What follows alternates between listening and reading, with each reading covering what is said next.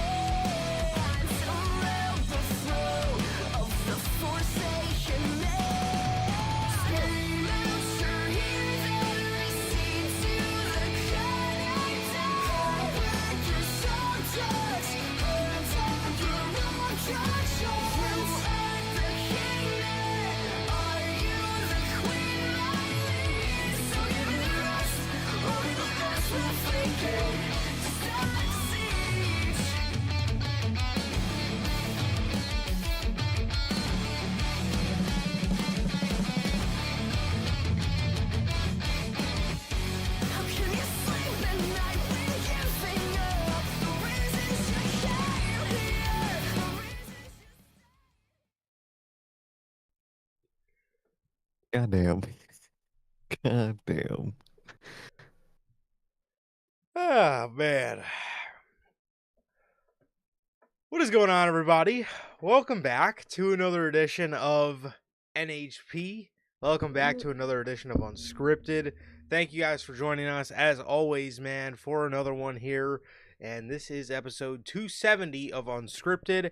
As this is not your typical episode of Unscripted. This is your post AEW pay-per-view episode of Unscripted, which means this is just a strictly WWE episode today. We will be talking SmackDown and Raw.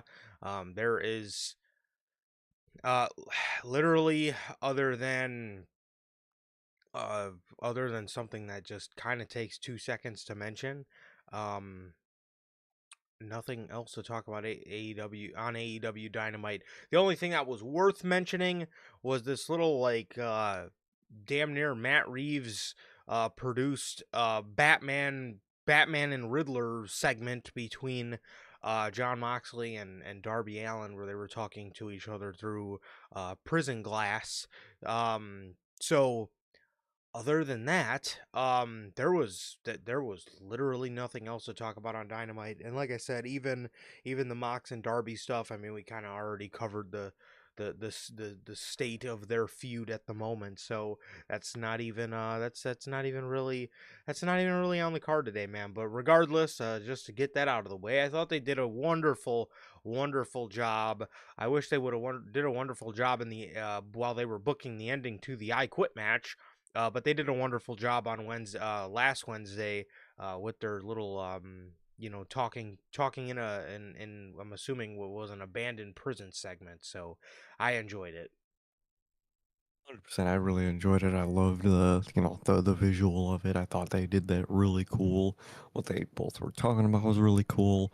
Like you said, I wish that the ending to that I Quit match really, was great. And because unfortunately it wasn't. But nonetheless, that segment itself was really fucking incredible. Indeed, indeed. So yeah, that was pretty much that. That was pretty much that, man. So how are you guys doing? Thank you guys for being here with us. As always, man, for another edition of Unscripted. This is episode 270 of Unscripted, bro. So crazy work. But if this is your first time watching, guys, do not know how the show works. Every Tuesday, we are on here at 12 p.m. Central with NHP Unscripted. Every Friday at 3 p.m. Central, we are on here with the news. And for the pay-per-views for both WWE and AEW, directly after the show goes off the air, we are live with the official post-show review. If you guys did miss this past Saturday's edition of the Wrestle Dream post show review. You guys can now watch that as well as Friday's episode of the news on all platforms. That is Spotify, Apple Podcasts, and if you want to see it first, join us right here live Fridays at 3 p.m. Central for the news and after the pay per views for both WWE and AEW for the post show reviews, man. So, with that being said, if you guys have not got a chance, as our guy Gotti says here, you can use your code Gotti Devon for 0% off of all Notorious Hills merchandise. As you can see on your very screen, you can get this beautiful piece of NHP merchandise, the one that you see on your very screen, at the top of the description on the merch shop. That is bonfire.com. And the link, like I said, is at the top of the description of this very video, man, where you get this beautiful piece of merchandise live on there as we speak, man. So, with that being said, um, yeah, go grab yourself some merch. Again, that is bonfire.com, and the link is at the top of the description of this very video, man. So, with that being said, if this is your first time watching and you guys do not know who we are here at NHP, I am Johnny, one half of the host of this very show. And as for the other half, we got my man Sir K here. Sir K, go ahead. Let everybody know what it is you're smiling about today. And it's been a solid week so far, man. We had the weekend. It was a good weekend, man. Saw two movies they were good, and watched Wrestle Dream, and it was nice. Wrestle Dream was nice. I would say, man. Just waiting for I would guess Saturday night's main event now. That's kind of the next weekend coming up, or next, Saturday coming up. So wait for that, man. But other than that, I'm good, man. Just been chilling, and just been the normal, man. Been the normal. But like Durante always asks, how's life? How's the family? Life's good. Family's good. How is everybody doing? In the live chat, how's everyone doing? Watching the replay. What about you, bro? How are you doing? Not too bad, bro. Not too bad. So, yeah, just enjoyed my weekend, and that's pretty much. Yeah, that is honestly pretty much about it, man. Nothing too much other than that. Enjoyed the weekend, obviously, like you said. Two movies, double movie weekend, and a Russell Dream weekend. So, it's pretty good in my books, man. Pretty good in my books. Cannot complain. Um, NBA tip off, I think, is soon. It's either today or tomorrow. It might be tonight. I can't exactly remember, but I'm excited. I'm excited for that. I'm very excited for that. Um, yeah, that will definitely be nice to have back. Because NBA, at least for me, the NBA is something nice to indulge in. If WWE programming or AEW programming just decides to suck, which is kind of been the norm as of recent. So I'm very excited for that. I'm very excited for that. I'm very excited to see what a lot of people and teams do this weekend or do this season. So I'm very excited for that, and I'm also excited for a lot of the throwback jerseys that they've brought back this year. So it's gonna be cool. It's gonna be cool, man, and I hope that I hope that the season goes well, man. So yeah, so excited for Cheers. that. Excited for that, man, and so that brings me to something Sir K said. He mentioned, the next big weekend is Saturday night's main event. So obviously, um, everybody else was playing checkers. I guess me and Sir K were the only one playing chess because we have not done a Saturday night's main event review since the very first Saturday night's main event with Kevin Owens and Cody Rhodes, the one where Chelsea Green won the U.S. Championship. You guys know that whole thing, which I will have to say, we gotta be real ass chess players at this point, because I think genuinely that was probably one of the smartest things we've done by not fucking reviewing one of those shows, because quite frankly they've been horrible. Okay, they've been absolutely horrible. Every Saturday night's main event that they've done is probably some of the most forgettable shows they've ever done. However, I will say, we may be going back to playing checkers, because for the rest of the year, and I'll leave it at that. For the rest of the year, we'll see going forward in 2026. But for the rest of the year, WWE's got us for Saturday night's main events. There's only 2 left, and we will be reviewing both of them. So the one, with where Punk is facing Jey Uso, the one that's coming up November 1st. Hopefully Punk is going to win the world championship, so we will be on review for that one. And then obviously there ain't no fucking way we're missing the Saturday night's main event review on December 13th, as that will be John Cena's final match. Again, we'll see how they look going into 2026, so I'm not even gonna say anything on those ones. But what I can tell you is, for the rest of 2025, we will be on for the last 2 Saturday night's main events that there were, or that there are. Just to give you guys a heads up on that. We will be live for those 2. Hoping CM Punk wins the world championship. So WWE, I swear on everything that is holy, if we fucking review this show and you have Jey Uso grab that world heavyweight championship, we're gonna have a whole nother fucking problem. So we'll see how the cookie crumbles, but I'm praying, man. But yes, we will be on here. We will be on here for the last two. So the next time you guys will see us for the post show reviews is it's not going to be full gear. It's not going to be a month away. It will actually be in about 2 weeks. Because you guys know how wrestling is in this modern day. We do not get a break longer than 1 week without a pay per view weekend. So so you guys know how it is. But yes, just letting you guys know, man, we will be live for Saturday night's main events for the rest of the year. So the last two we will be on. So I guess what we got 5 more pay-per-views in the rest of 2025 for the post-show reviews, which we've actually done excluding Saturday night's main event. We've actually done every single pay-per-view for everybody this Everybody. year. Yeah, so we got a Saturday night's main event, we got Full Gear, we got War Games, uh John Cena's final match, Everybody. and then World's End. Wonderful. Man, I hate World End. I hated day one too. That was like WWE's World Yes. End, right at the start of the year, right at the end of the year. Just you don't need to do a pay-per-view that Yeah, weekend, you bro. You know, really don't. the the pay-per-view system after Christmas and around New Year's is just not a vibe for me. I must say. Oh, It's you don't not. need one then. You have the holidays. Just do, your Halloween or you're not Halloween, your holiday themed TV episode. Yep. Throw your little Christmas props in there. That's all you need, bro. You don't need a fucking pay-per-view at New Year's and shit. I never liked the idea to World's End or Day One when WWE did that the one year. Um, I never saw the point to those, but overall, 5 shows left this year.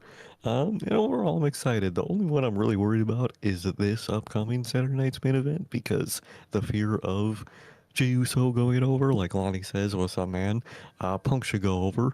Yes. He really should. He fucking better, as a matter of fact, man. So I'm scared for that. Scared for all the right reasons with the John Cena one. It's just gonna be sad. Gonna be sad as hell. And then the rest of the show. The rest of the shows this year look pretty.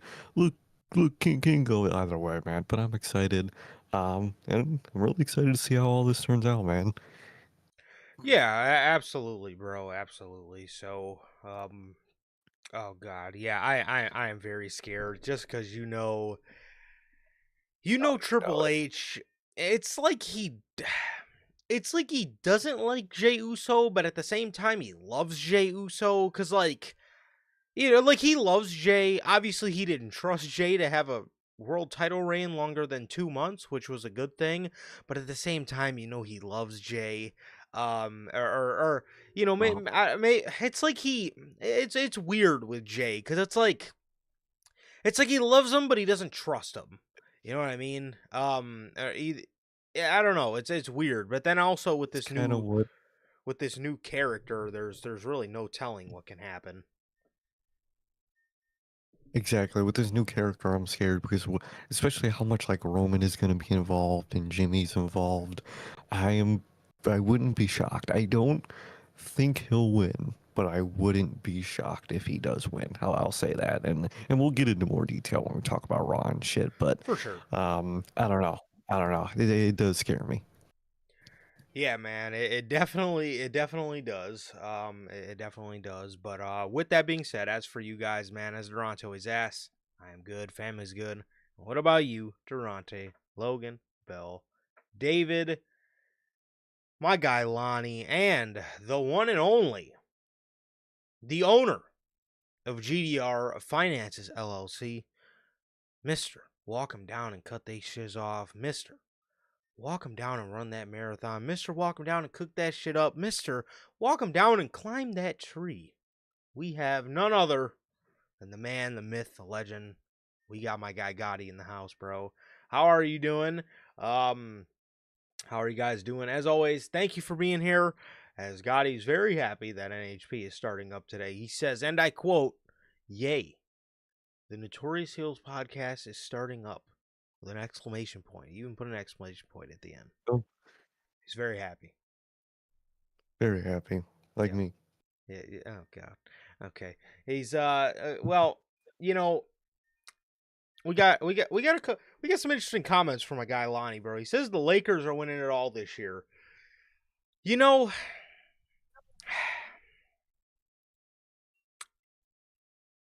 I'm in the middle on that one.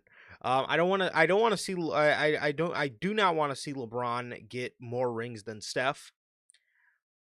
But I also want Doncic to get a ring. I want Luka to get a ring so bad. Because especially with this whole. I'm not. I'm not a LeBron guy. Ever since 2011. Ever since 2011, when they did the little fake coughing thing at Dirk, when they were trying to say that he was like faking sick or whatever, I haven't been a fan of him at all ever since then. I can respect his greatness and I can respect his longevity. Never been a fan of him. Never been a fan of him. Not to mention, also growing up, I feel like every single year in the playoffs, the Bulls got knocked out by one of the teams he was on, whether it was the Heat or the Cavs. But I've never been a fan. Ever since him and D Wade did that little fake coughing thing. I don't know if you know. I don't know if you guys know what I'm talking about, but ever since they did that little fake coughing thing and they were like making fun of Dirk, it's been a no go for me. However, I love me some Luka Doncic, bro. Who do I think is gonna win it all? I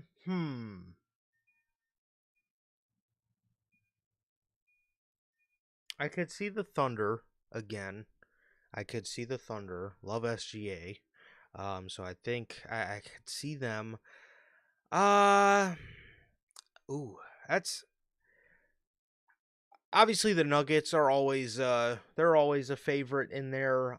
Just because Jokic is probably the best player on the planet right now. Um the Lakers isn't a bad take. I can say that the Lakers isn't a bad take, especially if once we see how Luka comes into the season, man. I'm really interested to see how they do. What worries me about the Lakers is their supporting cast. They do have a lot of good names, but they do have some names in there that I do think will ultimately disappoint. I don't know. I'm gonna throw my name. I'm gonna throw my. You do have to keep an eye on Boston, too, especially if Tatum comes back later in the season, which is kind of wild, because I actually think he might, which from an ACL tear is fucking nuts. I will say, if somebody from the East wins the championship, I will be very fucking shocked, because with Halliburton injured, with Tatum injured most of the season, at least most of the season, from what we look like. I feel like if he does come back, it'll be early next year or very close to the playoffs. But especially with Halliburton out, man, I don't know. The East is wide fucking open. Meanwhile, the West, on the other hand, I see people saying the Clippers. I don't know. To me, they're kind of like a retirement home of. There's just a bunch of unks on that team. There's a bunch of fucking players past their prime. So I don't really see them. Maybe the Rockets, but I will throw my name in the hat of. I'll throw my name in the hat of the Thunder for a repeat or the Nuggets. That's what I'll say. But the Lakers is not a wild take. I'll say that. I will say that. If Halliburton comes back too, I will be very shocked. I don't know. I don't if Halliburton and Tatum come back from an ACL injury in the next fucking season, then I do not know. I don't know what kind. I don't know what kind of milk these guys are putting in their Cheerios, bro. But it's got to be something good. So Lonnie also says heel Jay as champ would be better than babyface Jay. That I will say, yeah. That is very Yeah. true. That is very true. I think. See, I think WWE got in this way of having Jey Uso wrestle as a babyface that was just very robotic. Uh, it was very robotic. I think he played. One of my main critiques with Jey Uso matches, especially when he was world champion or when he was, babyface or whatever, his world title run, and leading up to it, he got in this state of wrestling where he would do a move and then he would like look out to the crowd and I don't know, expect the fans to start yeeting at him or whatever. But I don't know, it was just a very it was just again it was just very like you got it's like somebody was just telling him like you gotta yeet, man, you gotta yeet at any chance, you know. Thing. Yeah, yes, that's what that's what it felt like. One of the unks back there was just like, man, any chance you get, it works, it works. You got to do it. You got to yeet at the crowd, So it just felt like, I'll never forget that Mania match with Gunther. He would do a move. He would do a move. He would hit a German on Gunther. He would look to the crowd and stop and pause, and I don't know, wait for the crowd to start yeeting at him. He would hit a lariat. He'd look out. He would hit one of his uppercuts. He would look to his left. He hit another one, look to his right. I mean, what the fuck, man? I mean, can you wrestle? I mean, why do you keep looking out to the audience for? So that to me was one of Jay's biggest problems. I like Jay winning for the story that they're trying to go for, man. But for the match itself, I hope I'm wrong, but I think that match is gonna be rough, man. Jay Uso versus CM Punk. I will say, CM Punk, no lie, is probably the best in the world. Legitimately, if he can pull a good match out of Jay Uso, the nickname It- actually may be for real. exactly, dude. It really might be, man. Yeah, Jay as a heel would definitely be better. I would like that a lot more, and he would have the bloodline story to make it interesting. But I don't know, man. I'm just so scarred from that first one.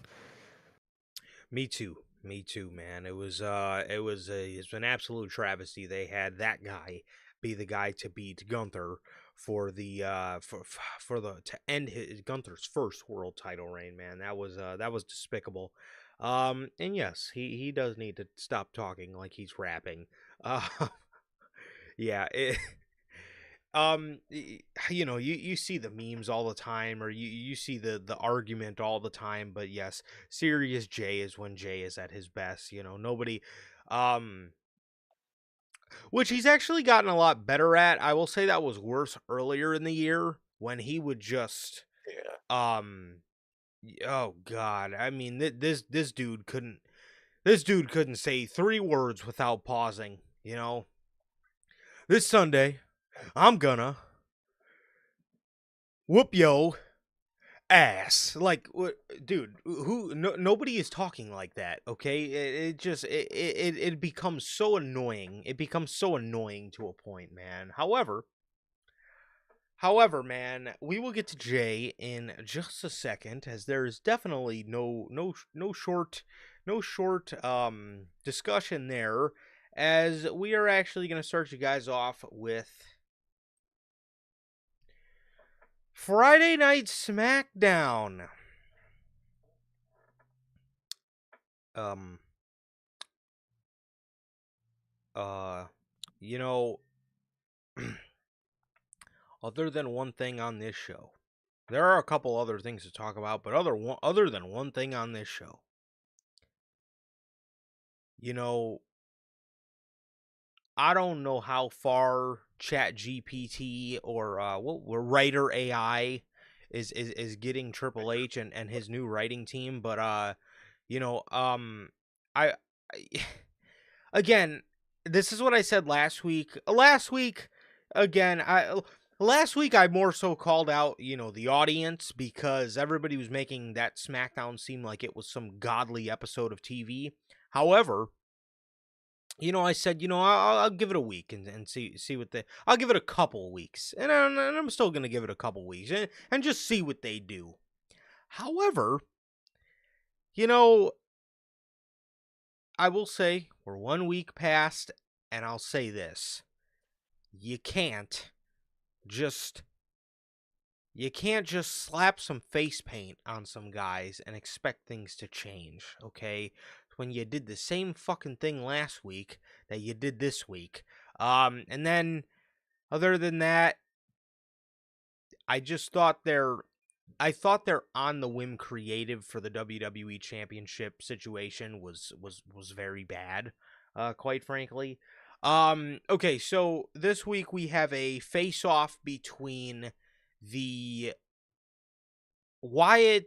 the Wyatt Six. I almost called them the Wyatt family, the Wyatt Six, and the motherfucking tree, the MFT. Okay, so we get another face off between both groups as for the second week in a row, the Wyatt Six hold the ring, and the motherfucking tree is they back off again. Um I don't really know how this feud is supposed to work. We have not seen. We also did get like a little video package playing of Bo Dallas talking as Bo Dallas. He wasn't talking as Clayface. Um he wasn't talking as Clayface this week. Again, he was Bo Dallas. He wasn't in person again, but he was on the Tron. Uh I don't know how this feud is supposed to work, being that, you know, the Wyatts have four, no, three dudes in the group, and the MFTs have five. I don't really know how that. Already no, sorry. The Wyatts have four guys in the group, and the MFTs have five. So I don't know who the Wyatts are supposed to add to that to even that out. At this point, I could genuinely see that being the men's War Games match, is the Wyatt Six versus versus the motherfucking tree. So, I don't, I don't know. I, I I feel I don't even want to say this because it just sounds so ridiculous, but I think this actually might end up being the outcome. At this point, the only person that I could see the Wyatts actually getting, if it's not going to be somebody, some old person that has ties to Bray Wyatt, like Braun Strowman or something, which I don't want to see that. The only person that I could really see them going after to get for help is fucking Sami Zayn. Because they keep attacking, they keep interrupting all Sammy's stuff too, for some reason, and I could actually see Sami Zayn being a member to help the Wyatt Six, which, I mean, what is he just everybody's honorary Oos? Is he the Wyatt? Is he the honorary Wyatt too? I mean, what? I, I don't. I really don't. would be shocked.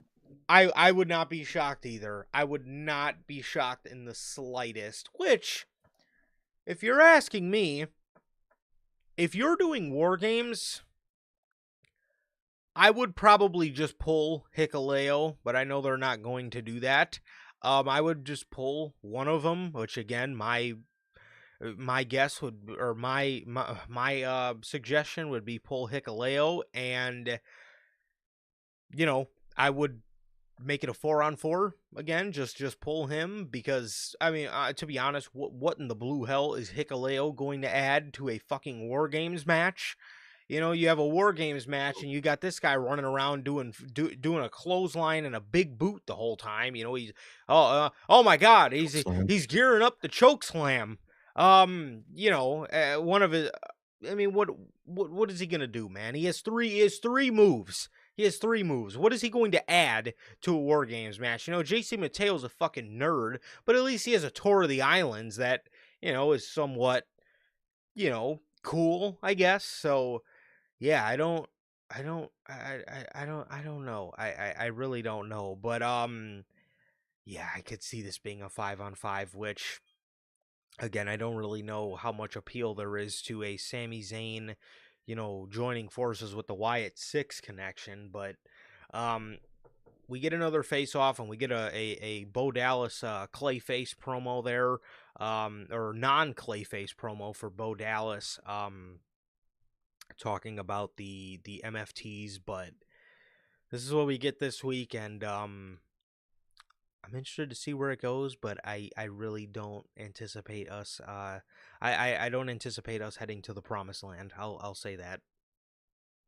I will say that I really don't anticipate us because at this point, even after this episode of Raw, I really don't think there's going to be any Vision versus group of babyface related war games. It just doesn't seem like can be in the cards anymore.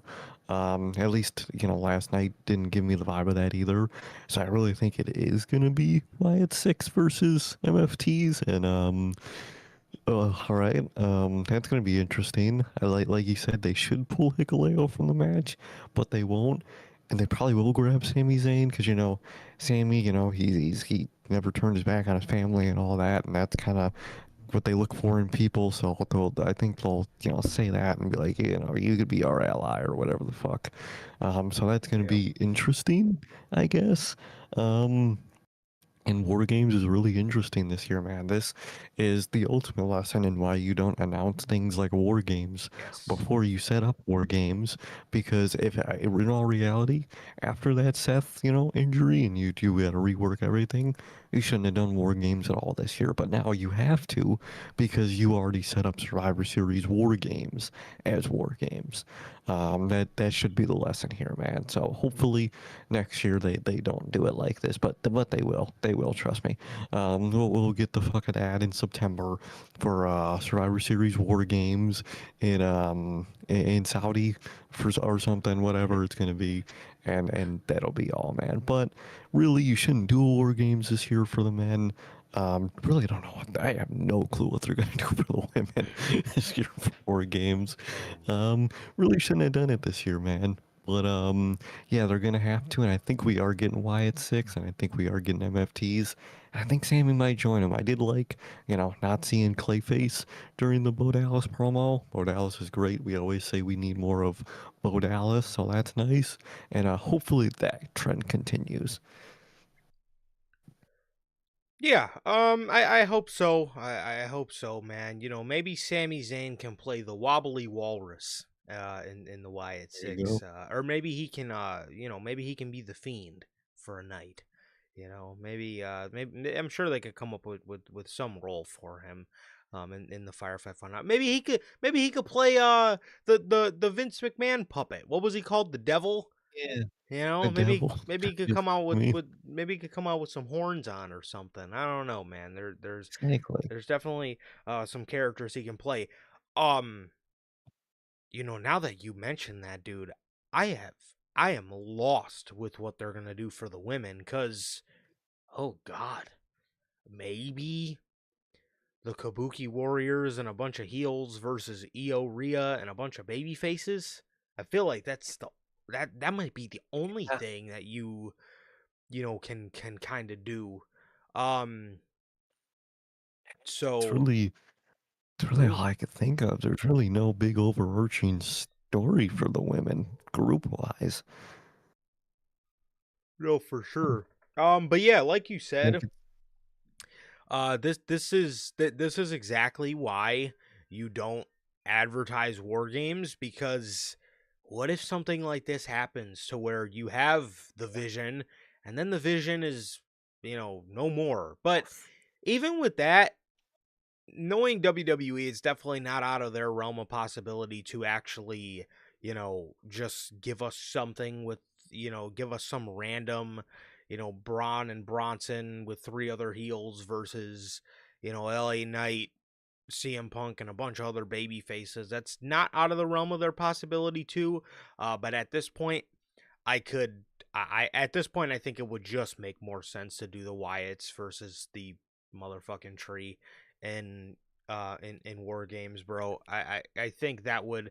I think I think that just although if you add Sami Zayn to the Wyatts, that is weird, but I guess it makes a little bit more sense than you know just doing a a bunch of Vision babyface exactly nonsense. exactly. Yeah, and as for the women, I could definitely see Io and Rhea versus Kabuki Warriors with heels and baby faces attached to both. I could see like maybe Lyra and Bailey maybe added onto that babyface team. Depends on what happens next week. Ooh, Or yeah. maybe I could see Charlotte and Alexa getting added to the babyface team and be reluctant allies with them or something. Hey, it's gonna be something like that. 100%. So, Jacob Fatu. Jacob Fatu has a stare down with Cody Rhodes where he's telling him he's coming for his championship. And they advertised Fatu versus McIntyre all night, all the way up until Fatu was about to hit the ring. And then the cameras are, the cameras are running to the back.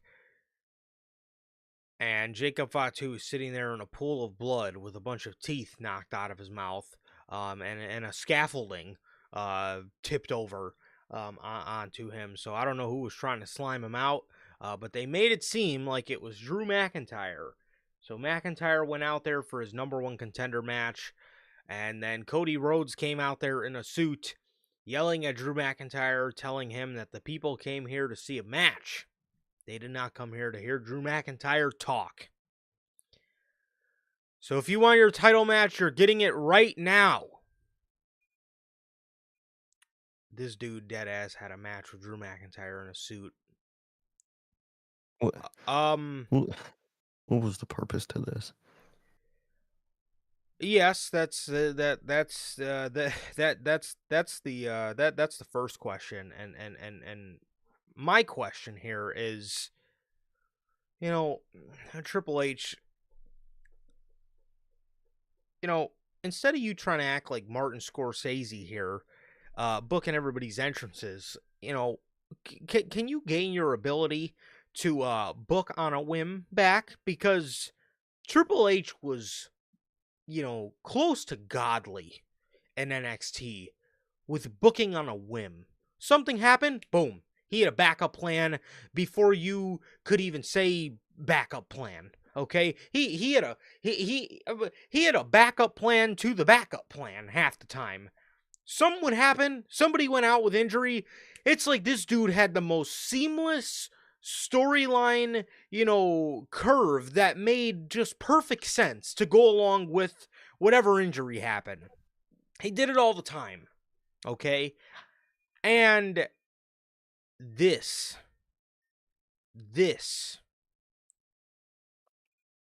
is what you came up with, or should I say, is this what Writer AI came up with?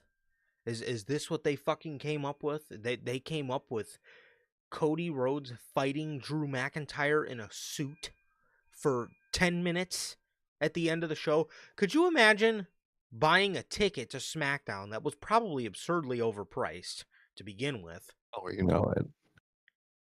These people paid $300, and the main event of the show they got was Cody Rhodes fighting Drew McIntyre in a suit.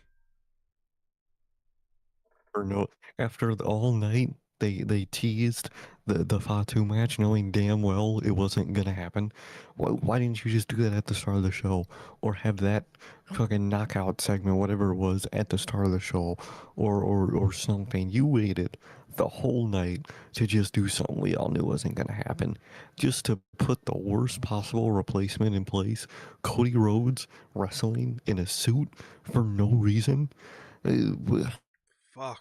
What? It was horrible. That it was horrible. Lame as shit. Stupid as hell. I don't know what the fuck they're doing over on that main event side of SmackDown, man. I really don't know what the fuck is going on. I don't either. And again, quite frankly, this is horrible, because both sides of the coin make this horrible. Either Writer AI came up with this, which is, again, absolutely ridiculous that you have to go to fucking AI to help you with your storylines. Either that, or an actual functioning human being with a brain came up with this idea. Cody Rhodes fighting Drew McIntyre in a suit just for Cody. I swear, this is why I can't with this Cody Rhodes stuff anymore. Drew McIntyre throws Cody Rhodes into the timekeeper area, right? This man, Cody, grabs the fucking championship and smacks him in the face with it and gets himself disqualified. Which, look, Cody Rhodes' character, up until this point, has always won shit by either doing a heel tactic or he, kind of accidentally does a heel tactic, right? You look back at, Saturday night's main event from last December, and, he crossroads Kevin Owens on a chair, right? This is a heel thing to do. Or you look at, you know, the Kevin Owens match from the Royal Rumble. And this is why, can you see why Kevin Owens is my favorite Cody Rhodes feud throughout this whole title reign? Um, Everybody was begging Cody to stop, so he didn't Alabama slam him on that ladder. And against Cody's better judgment, he did it anyway, But, there's ways of, hiding that in plain sight, right? He has never blatantly he's never did something that blatant, you know what I mean? I mean, to the point where, if Cody Rhodes would have did the thing where, you remember the Gargano and Ciampa thing where, Gargano had the championship and Ciampa was trying to pull it away from him and Gargano yanked it back, but he hit Black with the championship, as he yanked it back. He did it on accident. You could have had Cody did something like that. You know what I mean? To the point where, yes, he smacked Drew McIntyre in the face with the championship, but he didn't blatantly fucking do it.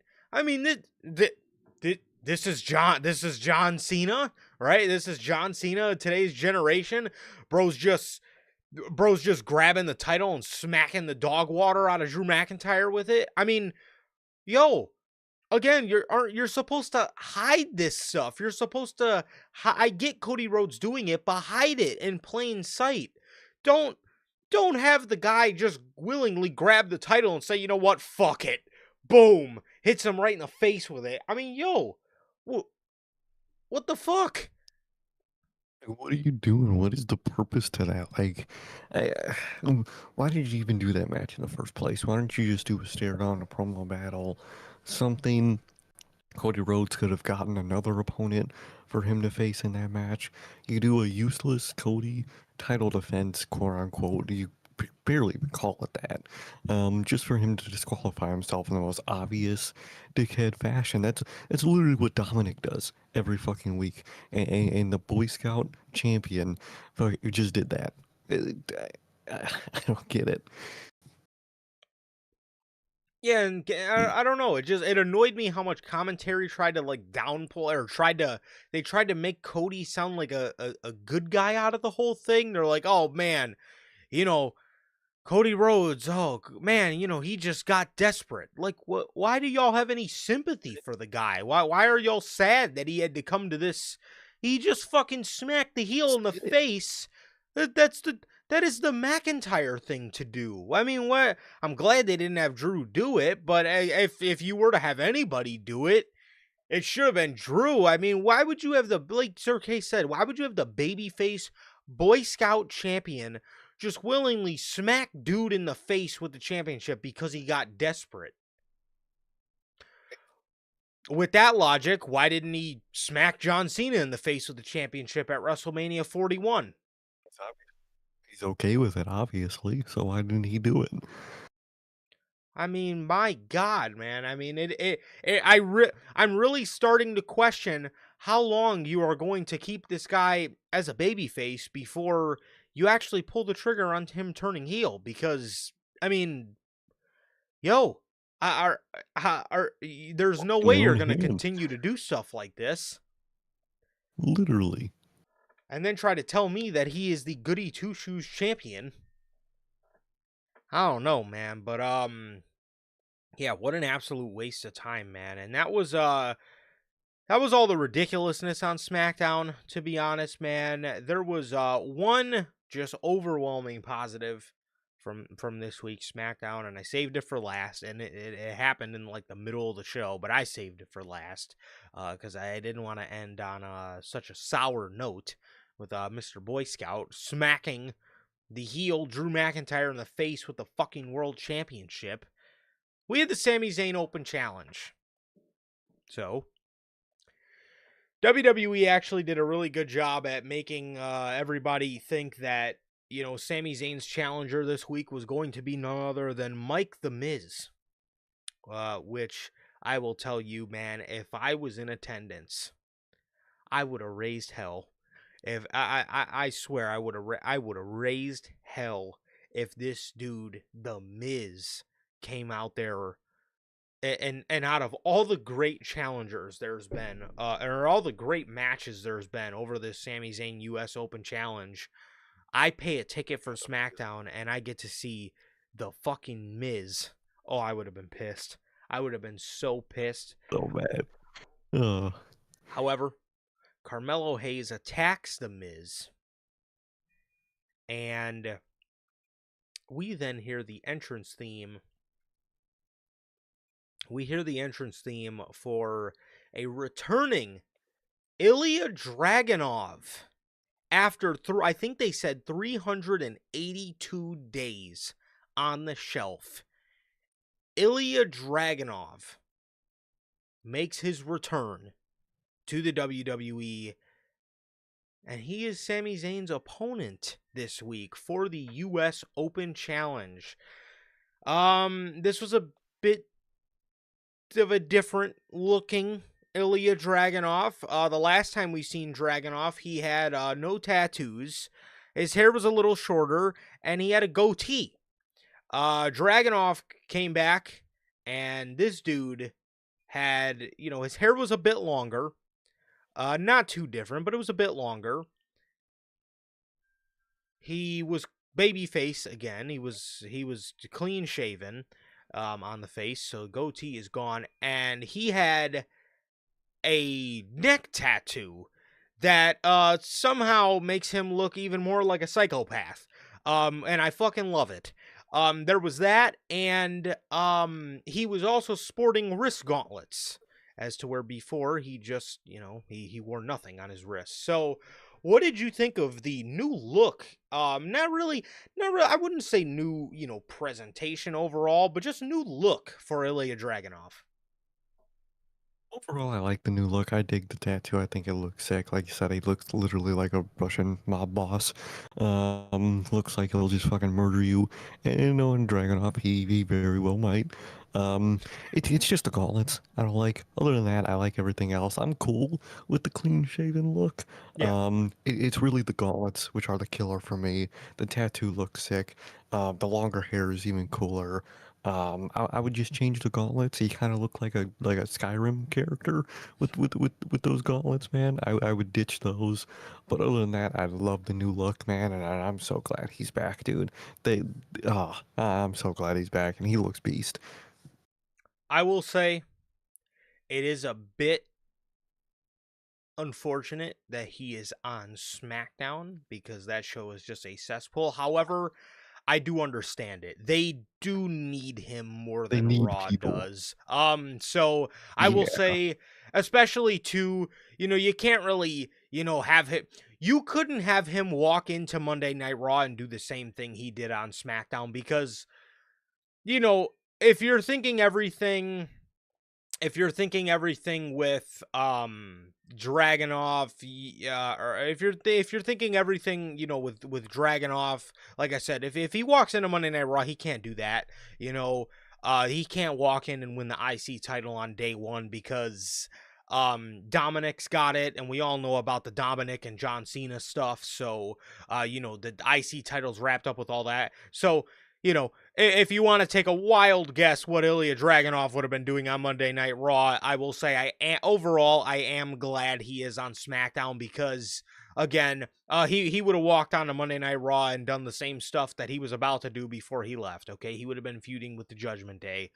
He would have been having to storm into the Judgment Day clubhouse every week and fight, Finn Balor one week, Dominic the next, then Dominic the next because, Finn probably gave him a dirty look and signed him up for the match again, and then JD the next week, and then Finn Balor the week after that, and then he probably would have fucking faced Raquel Rodriguez the week after that, and he probably just would have went through the Judgment Day gradually as everybody else As the does. weeks go on, Exactly. he would have started with JD McDonough, then Finn, then both of them, Yeah. then Dominic. And And he all would three fail of them. Dominic. He would try Dominic again. Yep. You know how it would go. So, I'll say I'm glad for this because, again, SmackDown does need him more than Monday Night Raw is, so I understand. And this dude hopefully is finally getting the booking that we all hoped for him to get in the first place. He walked in here like an absolute monster, had a killer match with Sami Zayn. This guy's an absolute demon. He had a killer match with Sami Zayn, and again, speaking of that, how fucking cool is that to see Ilya Dragunov and Sami Zayn in the ring? I mean, I don't know who is complaining about that. If you do complain about that, you're an absolute freak. But you know, this guy's an absolute monster in the ring, and this dude is now in a division that houses Aleister Black. If you're looking at your U.S. Championship match for WrestleMania, I'm going to throw my name in the hat of Ilya Dragunov versus Aleister Black for that for that U.S. Championship, man. So again, I will say that. However, it was absolutely great to see him back. I loved the new look. Again, the only thing that did throw me off was the wrist gauntlets, but overall, I do think over time that those will, I'm sure I'll be fine with them and I'm sure I'll be fine with them in no time. It did look a little weird on day one, though. The longer hair was dope. Him being babyface again kind of reminds me of, OG Walter feud Dragunov, so I did like seeing that. I did like the look with the goatee, but the baby face look is dope, and that neck tattoo, like I said, this dude looks even more fucking psycho than he did before. He looks like a Russian. He looks even more like a Russian mob boss than he did before. So, I cannot remember, maybe you do, but I cannot remember. I don't remember them pushing the nickname of the Mad Dragon as much as they did before. I know they did a lot in NXT, but I don't really remember them pushing that as heavy as they did in his first stint on the main roster. But I'm very happy to see them pushing that nickname again, because I think that is just that. I mean, come on, man. That is just a dope ass nickname. That's just But tough as hell. Dragon, something Dragon is always a dope nickname. You got like Bryan Danielson, American Dragon, yeah. Mad Dragon, Ilya Dragunov, and dude, Mark Nash, Sane, Oh Ilya my Dragunov, god. hard as fuck, dude. That genuinely, that alone is worth him going to SmackDown, dude. Mark Nash goes Put him hard, on dude. Raw. His intro, dude. I'm saying, put him on both shows. Dead ass. Have him work. Put that man to work because, dude, him saying Dragunov was the toughest thing ever, dude. That shit was tough as hell. Yeah, I don't remember. I think that was one of the things we were complaining about too during that first like Raw main roster run. Was obviously the booking, but I think that was another element of it too. Was is it for not? like not mentioning not mentioning the nickname. Most definitely. Yeah, absolutely, man, absolutely. Because again, I remember in NXT, Vic Joseph and whoever it might have been Booker. Yeah, I think it was Booker at the time. They used to call him the Mad Dragon all the time. But when he came to the main roster, it seemed like he was just the most bland form of Ilya Dragunov that we know. So. Man, I am pumped to see this guy back. He again, he had an absolute slapper with Sami Zayn here. Also want to take a moment to talk about Sami Zayn. Shout out to Sami Zayn, because there's not a lot of people that can pull off a US Open challenge. Because everybody, and you can also blame Tony Khan for this. This isn't entirely WWE's fault. No. But between both companies, we get a lot of open challenges that are the most lazy, forgettable, forms of television you can possibly fucking fathom. Sammy made it work. Sammy made it work, man. Obviously, it made sense in Sammy's character. It always makes sense in Sammy's character, but it especially made sense for Sammy's character because of the whole connection with John Cena. As to why, and see, Cena's mission statement with his open challenge was he wanted to give new superstars opportunities, underrated superstars opportunities, superstars from NXT. He wanted to give them spotlight. everybody says that, but nobody does it. Everybody says that, but they're facing fucking Elias, and then the one week they're facing Elijah, and then the next week they're facing Omos, and the next week they're facing Akira Tozawa, and then the next week they're facing, R-Truth. It's like, everybody says that, but then, they just get the random, they get the random filler guys on Raw. Sami Zayn actually did a wonderful job with, giving us Rey Fenix, and then, Carmelo Hayes, and then Javon Evans, and then here Dragunov. I'll choose to forget about Nakamura, but we do get That was a little bump, but yeah, a little bit. But we actually did again, and specifically speaking with Javon Evans and Ilya Dragunov, we actually did get some really cool and interesting names involved here. Which I gotta say, I went into it saying, not really a fan of this. Shout out to Sami Zayn, and shout out to Triple H for actually putting intriguing names in there. So again, I got to give credit to where credit is due. I was not a fan going in because, again, I just have the open challenge bug at this point, but they made me a fan. they did. They proved me wrong. I said going into it that, no matter what, it probably was going to be nothing because that's just the way open challenges usually go. And I was proven wrong. Sami Zayn truly is goated, and I'll have to give, Mr. Baldy, I'll throw him the bone here. He proved me wrong with this one. Exactly, man. That's what he thinks he is, but Yep. what he actually is something I'm not going to say here. Yeah. But they proved me wrong, and it was really fucking great. It was a short title run, and that's okay because it was a great title run while we had it. And you don't get runs like this, man. You really don't. So always gotta shout them out, dude. Yeah, I was gonna say it is a bit sad to actually see it go away, man. But like you I said, you know. definitely don't want it to overstay its welcome. But it seemed like Triple H, out of everything on SmackDown, it just seems like, whenever Sami Zayn came on, man, Triple H, took it upon himself to, stop digging in his ass for once and fucking actually book something. And actually book something good on the show, man. So, I got to give credit to where credit is due. But, bro, again, if this is the booking that we are going to get with Dragunov on SmackDown, then I'm okay with him going there, man, because this is the booking I wanted for him on Monday Night Raw. Because I don't know if you remember, but I want to say it was either WrestleVotes or BodySlam.net a while ago reported, when Ilya Dragunov gets called up, he's going to be treated at the same level as Gunther. And then when he got called up, we were sitting here every week like, this is what you think you did for What does that Gunther? happen? But it actually seems like now they're, wanting to build him up, which, again, to their credit, I think is another thing that can work. Having him on the same show as Gunther is not a good idea because they want to run that back. They had those guys face off before. They want to run that shit back. Build Dragunov up on one show, build Gunther up on the other, draft them to the same show eventually. Do not fucking throw it away for a crown jewel title match and build them up to a stage like WrestleMania. And you're golden, bro. You got a banger right there, man. So again, it's obviously not my idea. Again, we all know my idea. If you don't know my idea, I'll say it one more time, and this is probably, unfortunately, the last time I'll get to say it because they're on different shows now.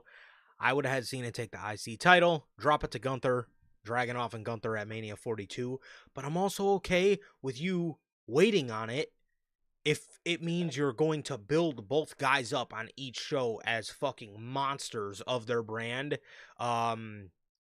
For them to eventually one day come together and for us to finally get that dream match.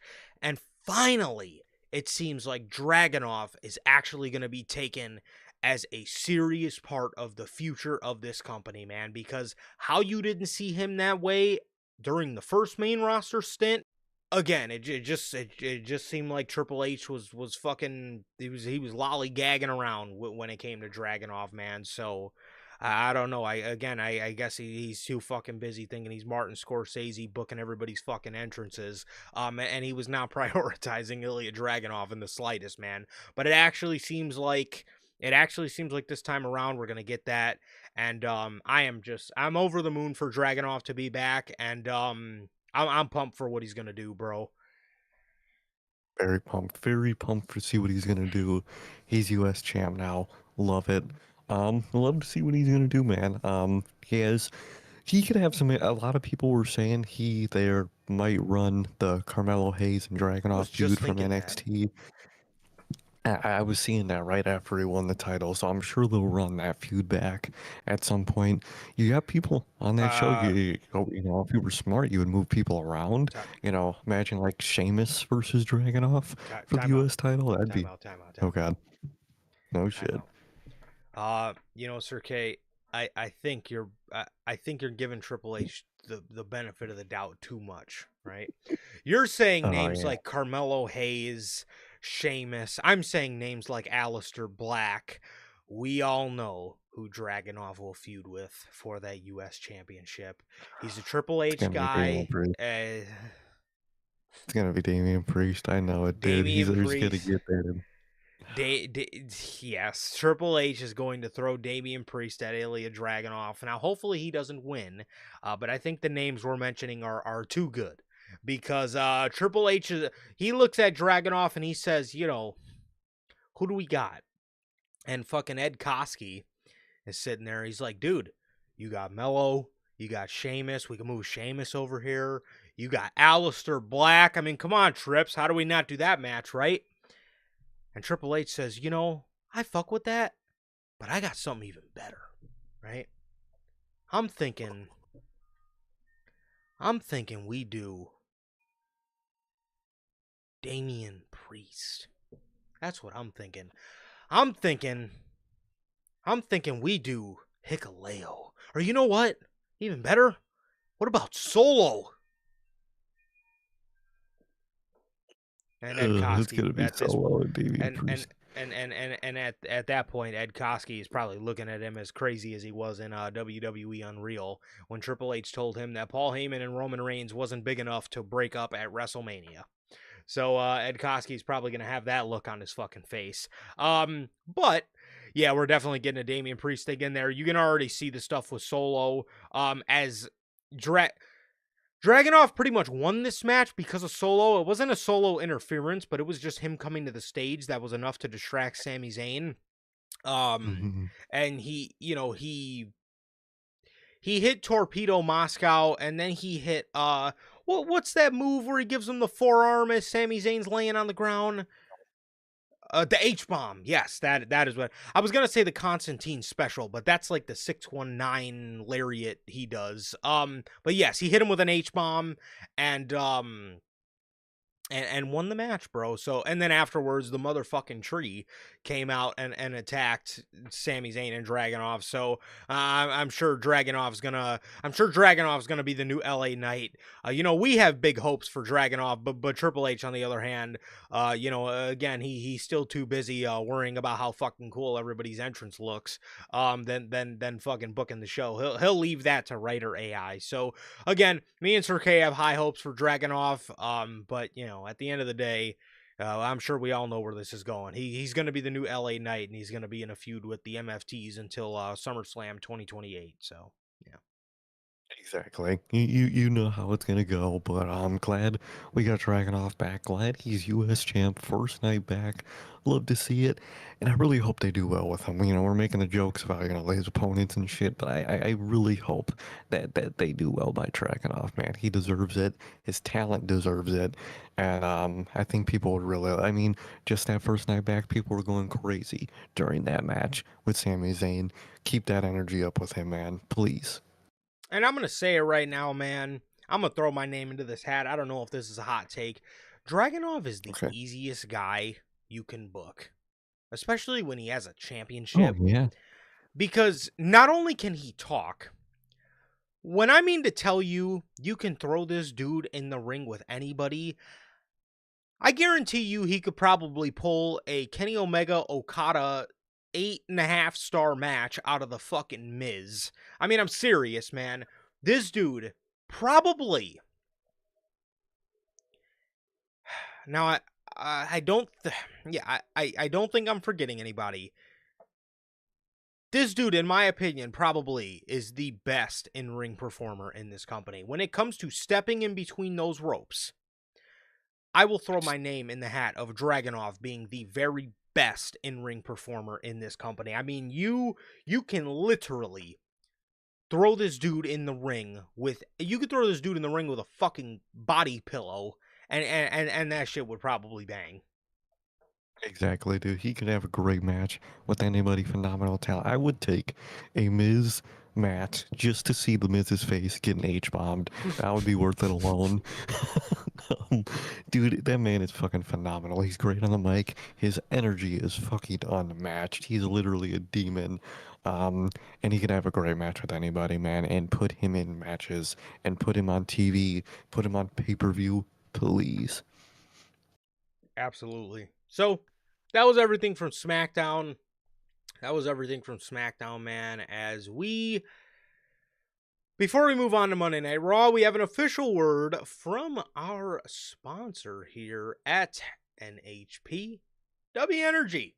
W is an energy drink loaded with vitamins and nootropics, formulated to improve focus without getting the jitters. W is a clean formula, sugar-free, 0-calorie, free from fillers and artificial colorings, with 150 milligrams of caffeine per serving. You can get your W products today with the link below and code NHP at checkout to save yourselves 10% on your next W purchase. Always got to shout out W. Whether workout, whatever you may need the energy for, man. Whether it's the 5 shows, pay-per-views we have left in the year, man. Whether it's weekly television, whether it's stuff you're just trying to stay up for, man, and you want the energy and the focus, try W. It'll give you the energy, it'll give you the focus without the jitters, and it'll taste good all at the same time. Always got to shout out W. Yes, and there you have it. So as always, thank you and shout out to the wonderful people over at W, the official sponsor of what we do here at Notorious Heels, man. So, with that being said, man, we got Raw. We got Monday Night Raw.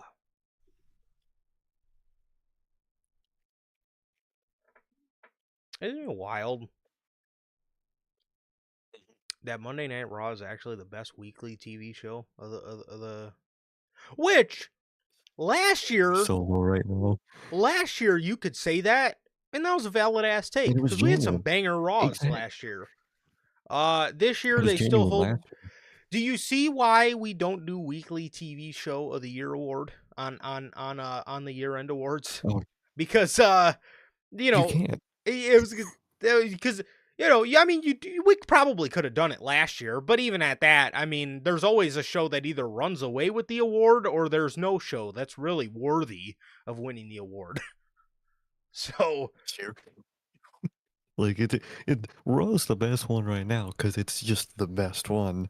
It's the best one right now because it's not the worst one yes, right now. exactly. SmackDown and Dynamite, those two are duking out, man. Those two like to duke out for that fucking role of worst one every week.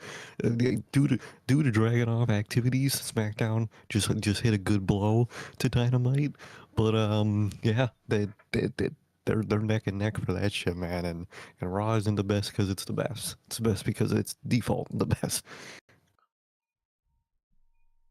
I'm sorry, I just seen Lonnie's comment, and I don't know. I guess my mind was still on Ilya Dragunov, and I see the word Cena. Could you imagine if we ended up getting that match during the farewell tour? Holy fuck! I wish he was still. I wish he could still make a SmackDown appearance, dude. I just want to hear that Mark Nash call one last fucking time. I'm gonna dude. tell you, if Mark Nash isn't in attendance at Saturday night's main event, and they have Alicia Taylor, which They'll probably have Lillian Garcia do it. I could see that, but It's gotta be Mark Nash, dude. it needs It's to too be good. it needs to be Mark Nash. You know what really annoys me about Alicia Taylor? Hmm. Why does she say never seen 17. It always that part always annoys me because I don't know. That's the only thing that bothers me about her John Cena introduction is never seen 17, not never seen 17. It just throws it off to me. It just I don't know. That is really if she said I don't know why she says never like that, but it just flows better when you pronounce the word how it's spelt. I don't. It really throws it off, especially because, or it's either that or she says unseen 17, and that one really pisses me off. But Unseen 17. it's very annoying. But Mark Nash is just. I don't know how you just don't have him follow John Cena around for the rest of the year. I don't.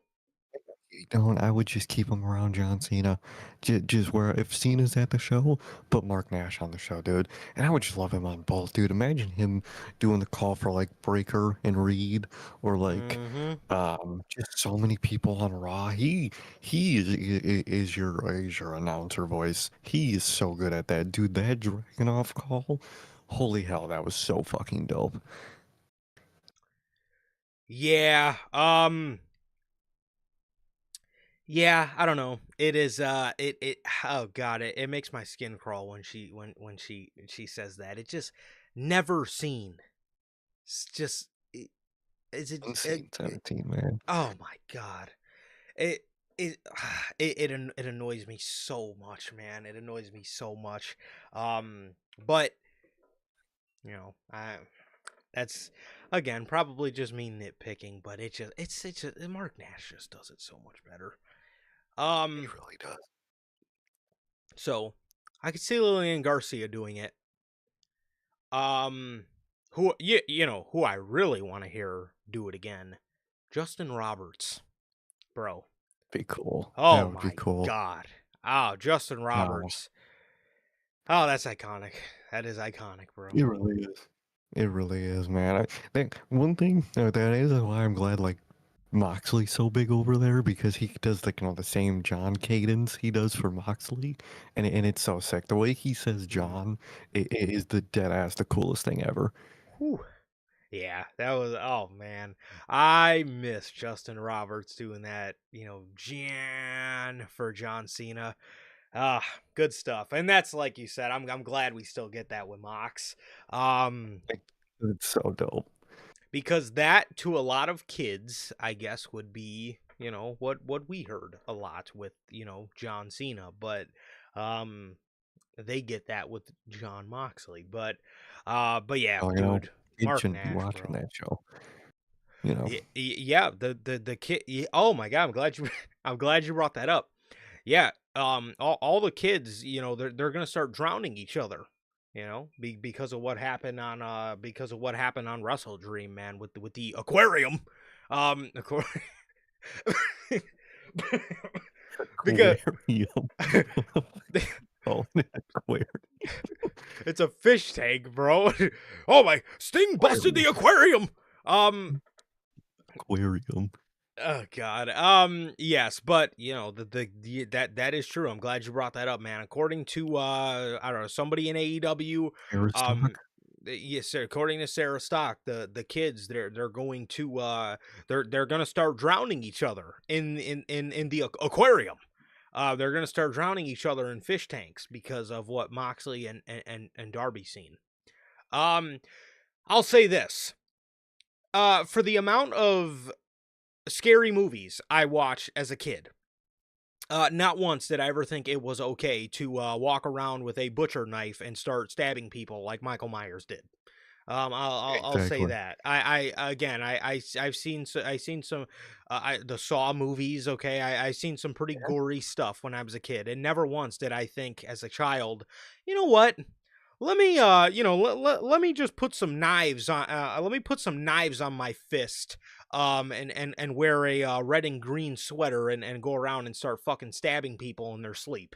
That, yeah, Exactly. that Never once did I think to throw someone into electrical panel to just for the fuck of it, no, like I Yeah, never thought of grabbing a chainsaw and just going buck wild, dude.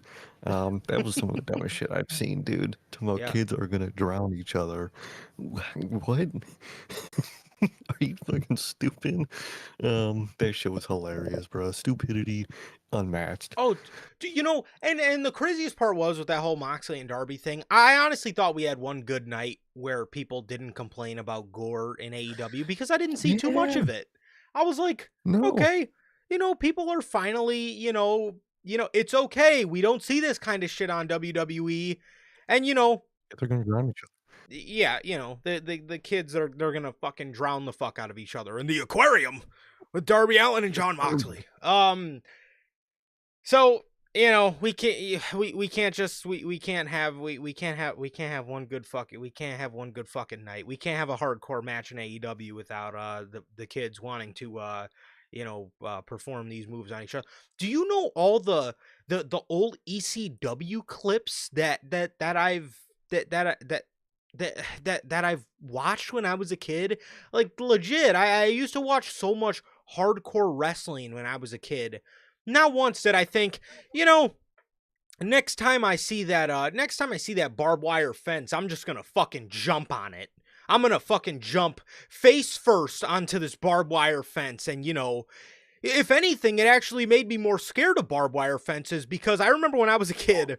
I remember when I was so my OG, she used to work at this old restaurant when I was a kid, and right next to the restaurant there was like a water tower, and the water tower was encased with barbed wire fencing.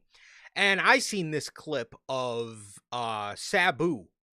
Um rip the goat, but I seen Sabu cut his arm on barbed wire and literally grab a part of his gear and tape and tie his arm up to somewhat stop the bleeding. I was scared of barbed wire fences when I was a kid. So in fact, it actually did the opposite. So I don't know, again, and maybe all kids don't think like I did, but I remember the next time I seen that barbed wire fence, I was staring at that motherfucker. Scary. I was very scary of that barbed wire fence because I seen what it did to Sabu. So, it definitely didn't make me think, you know what? I'm gonna, I'm gonna do a fucking backflip, poison Hurricane Rana onto this barbed wire fence and fucking cut my arm open like Sabu did. So, I thought we had one good night, but apparently, apparently not. Dude, I was thinking that the same thing. I was like, man, so many people are just kind of upset at the end to that match. I didn't see no one complaining about the severity of that match. And then comes X writer fucking saying kids were gonna fucking drown each other for that match. They're gonna drown each other, bro. You're gonna drown each other.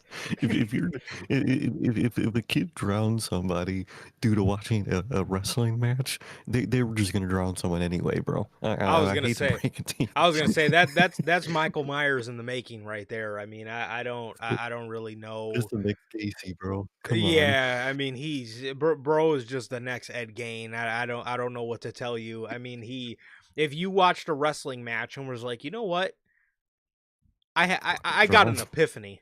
I'm gonna slime out my boy tomorrow. I'm gonna bring him. I'm gonna bring him to the school fucking toilet and fucking drown his ass in the school bathroom. I mean, who? Come on. Again, at the end of the day, if a kid is thinking that way, bro was already on his way to being the next Jeff Dahmer. So I don't know what to tell you, but again, if a wrestling match sparked that, then fucking help me. But again, I can't really say when I was a kid I was thinking, okay, let me just send my boy through a fucking flaming table and burn him to death. I mean, come on, bro. What are we doing? Yeah, but the kids are gonna drown each other. Anyways, Monday Night Raw.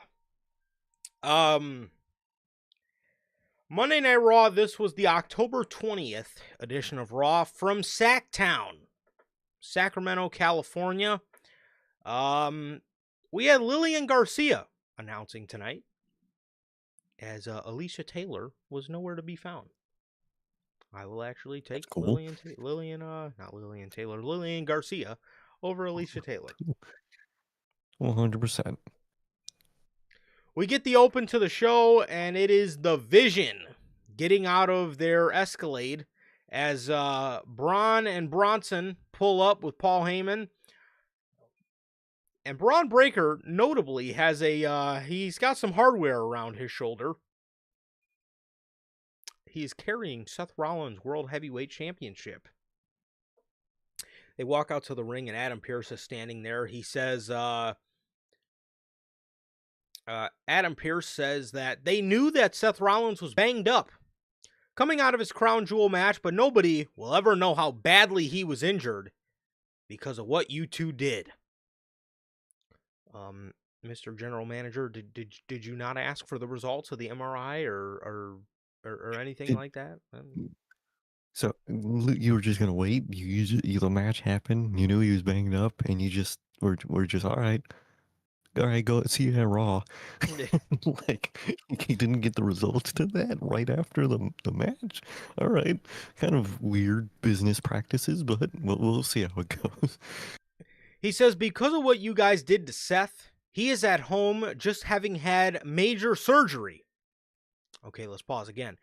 Did you not ask what he had surgery on? I mean, I think that should maybe tell you what the injury was. Maybe. Just a thought. Exactly, and especially because later in that promo, Paul Heyman talks about what the injury is. So is that not knowledge to Adam Pearce? It's a pretty obvious shoulder injury. I mean, if the dirt sheets know, I would hope the general manager of Raw knows. Hey, I would hope so, bro. I would really hope so. I don't know. I don't know if Adam Pearce has been hanging out with Triple H. They've just been, lollygagging. They've been horsing around.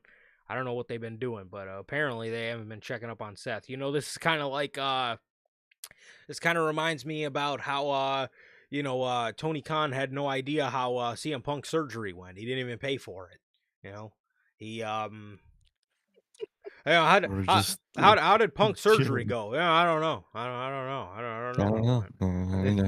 I haven't talked to Brian in like a few months. I don't know what the fuck he's doing. Yeah. Did he even have surgery? I don't know. I'm lost. I don't know. No, that's legitimate. I don't know. I don't know what happened to him and shit. I haven't talked to him. What do you mean you haven't talked to him? He's just the biggest star of your company. Did you pay for his surgery? I don't know. I got to check the checkbook and shit. I mean, what the fuck? I mean, this is the same thing here, right? Adam Pearce, what happened to your world heavyweight champion? I don't know. He had surgery. He had surgery and shit. I don't know. What did he have surgery on? No one knows. What do you mean you don't know? He's your fucking world heavyweight champion.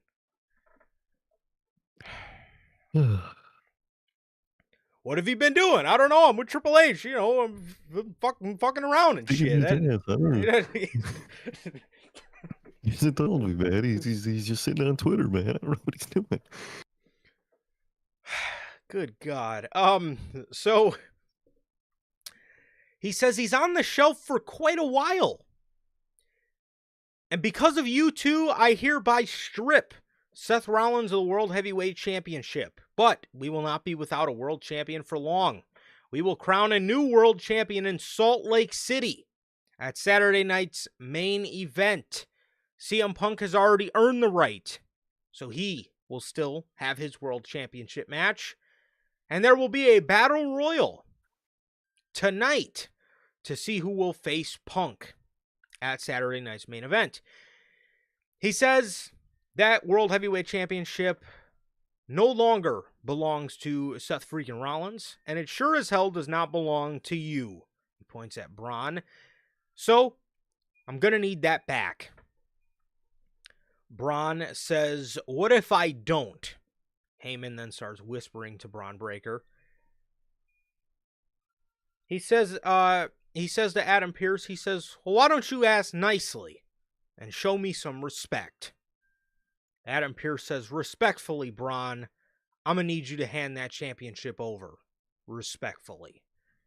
Braun gets in his face and he says, say please. Adam Pearce says, respectfully, I'm going to need you to hand the championship over now. Please. Braun hands it to Paul Heyman, who then hands it to Adam Pearce, and Adam Pearce leaves the ring. Heyman says, before we move on to the show, somebody smarten me up. Why is everyone so mad at us? Oh, gee, Paul, I don't know. I don't know. I have no idea, Paul. I don't know. Maybe, you beat up your leader. Yeah. Maybe you took him out of action, canonically in kayfabe. I don't know, man. Those are some stuff to be mad at. Heyman says, I watch WWE Unreal too. Shameless plug. Sorry, Heyman. Yeah, I was going to say you fucking wasted 5 hours of your life, but I digress. Actually, not really, because seeing that writer's room was actually kind of worth it. That is the biggest group of functional idiots I've ever seen in my life. So Really? and never mind too. We also did get to see The Rock. Bro is in love with himself. That is true. Just cheesing himself. Loved it. So he says, I watch Unreal too. I get, we're the bad guys. We're the heels. Stop. He says it's easy to point at us and boo. But what did we do to deserve that? The Vision had nothing to do with Seth Rollins.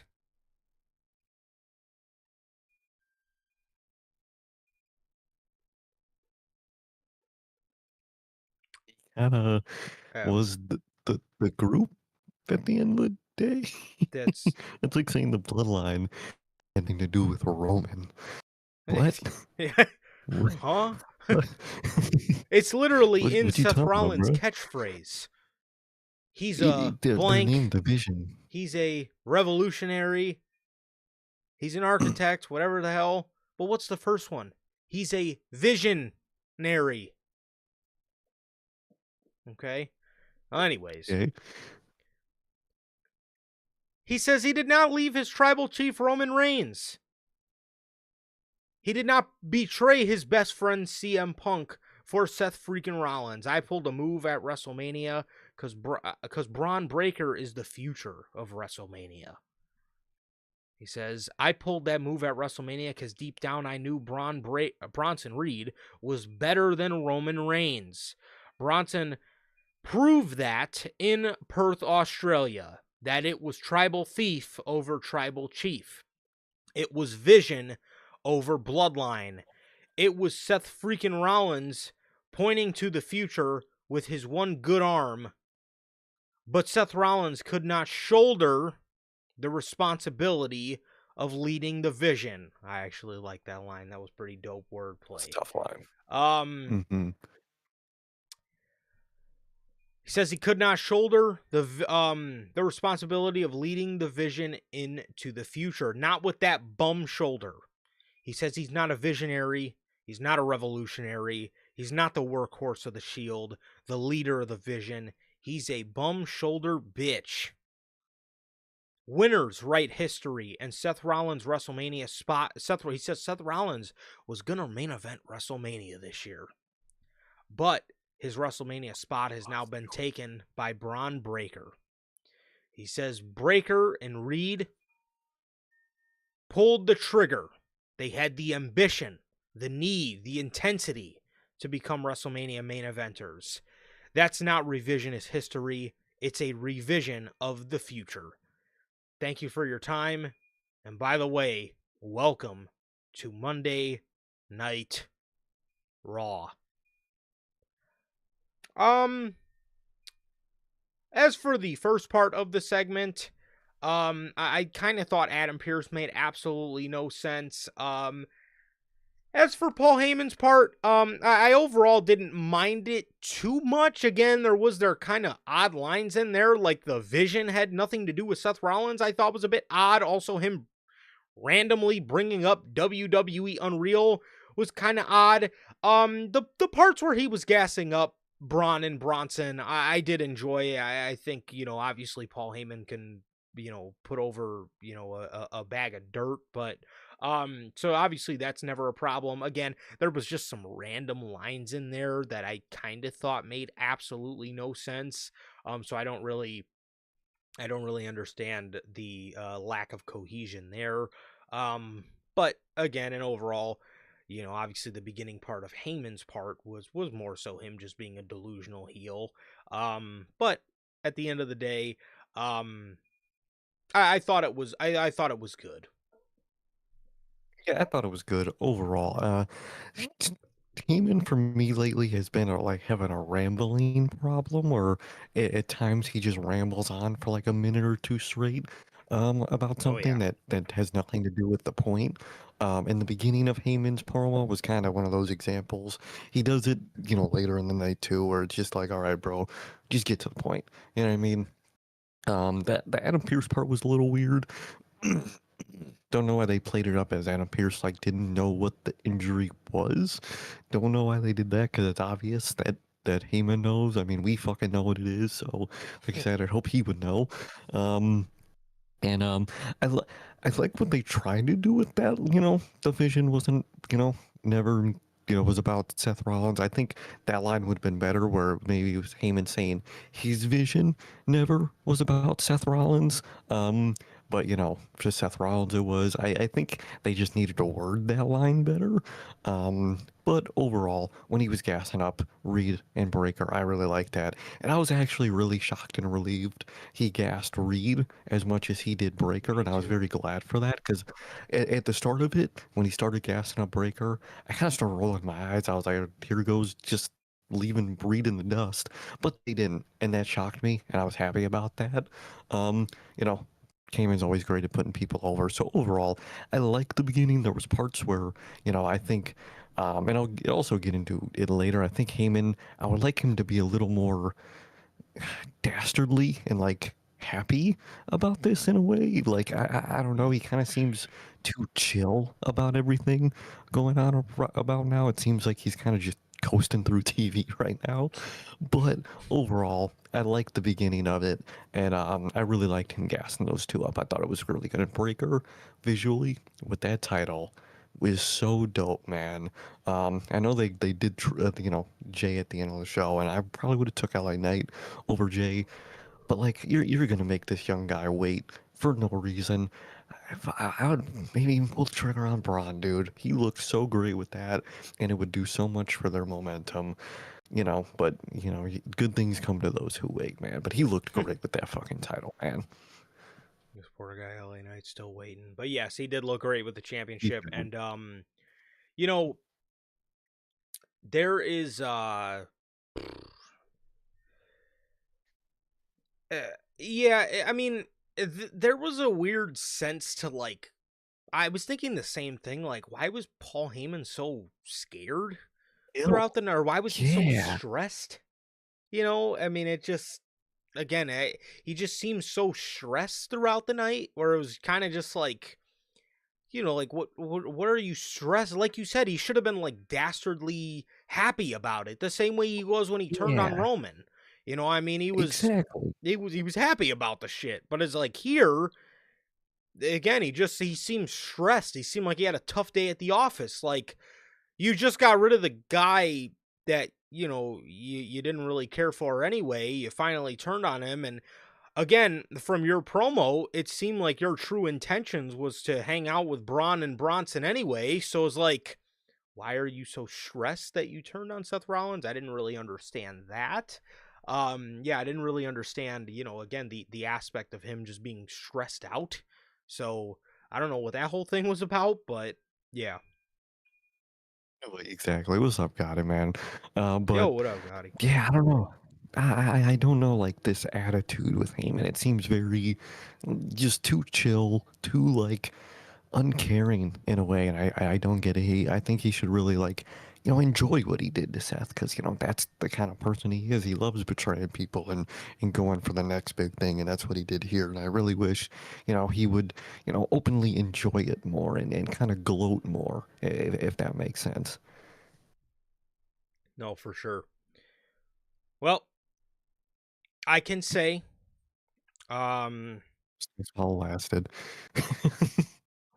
Well, there was no New Day on the show. Now, yes, they were in the Battle Royal, but as long as I don't have to hear them Segment. talk, I'm fine. Mhm.